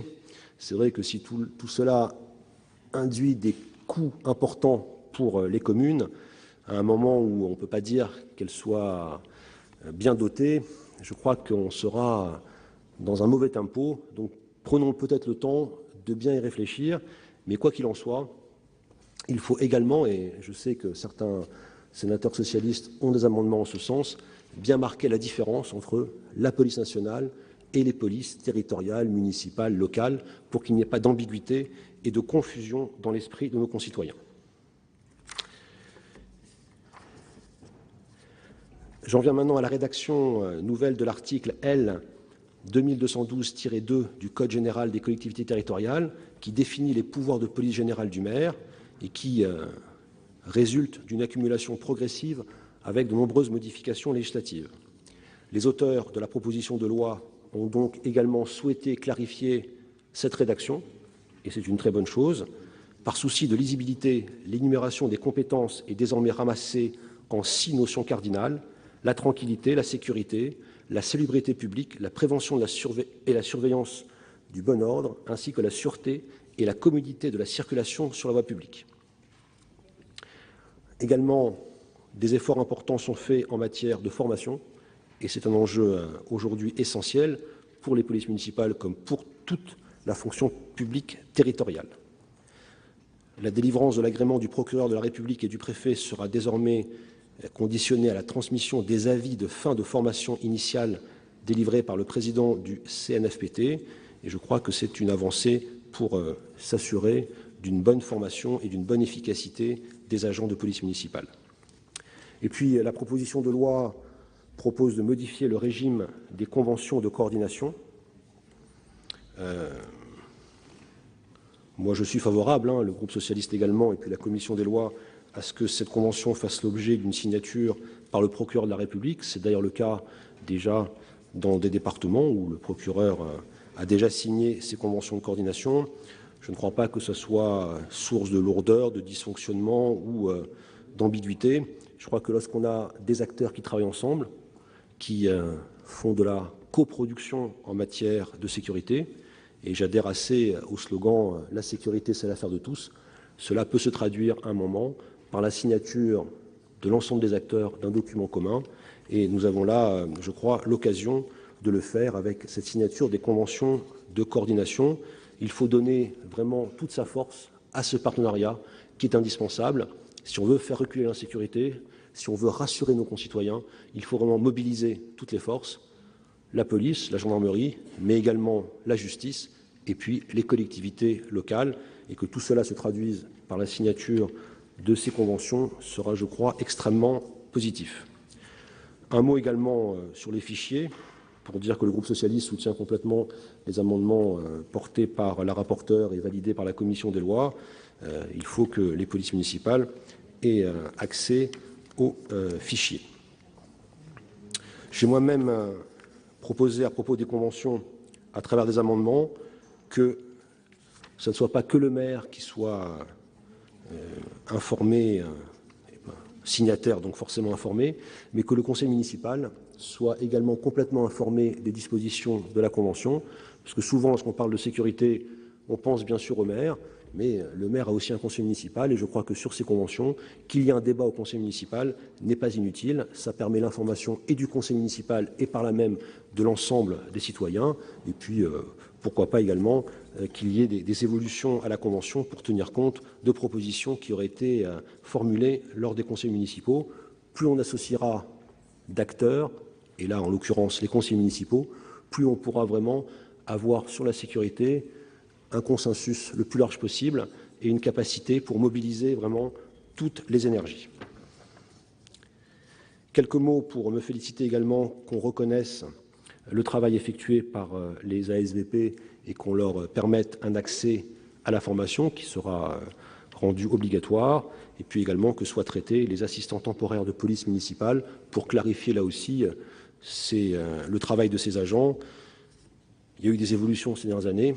Cette proposition de loi vient à point nommé pour rappeler les règles et bien encadrer l'exercice des missions de ces agents.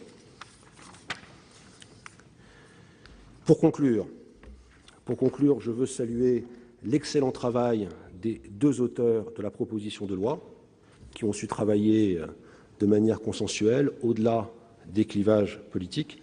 Saluer également le travail de la rapporteure qui a permis d'enrichir encore la proposition de loi. Sur ces questions de sécurité, n'ayons pas une vision politique ou idéologique. Ce ne sont pas des... Je n'ai pas dit que c'est des gros mots, Madame Assensi. J'ai juste dit qu'il fallait essayer de dépasser les clivages politiques sur ces questions, parce que tous nos concitoyens sont attachés à la sécurité, et plus on pourra trouver des solutions pragmatiques et efficaces, mieux tous les Français s'en porteront. Ça n'empêche pas, sur certains points, qu'il y ait des divergences, mais là, sur ce qui est contenu dans la proposition de loi, sur l'architecture, on voit qu'il y a un consensus assez large, et je crois qu'il faut s'en féliciter, parce que c'est ce qui permet également à notre pays d'avancer. Je sais également que ce travail a pu être réalisé grâce à l'écoute des deux ministres qui se sont succédés, Manuel Valls et Bernard Cazeneuve. Donc je tiens également à les remercier. Remercier également tous ceux qui ont contribué à l'enrichissement du texte, les syndicats, l'Association des maires de France ou encore la commission consultative des polices municipales.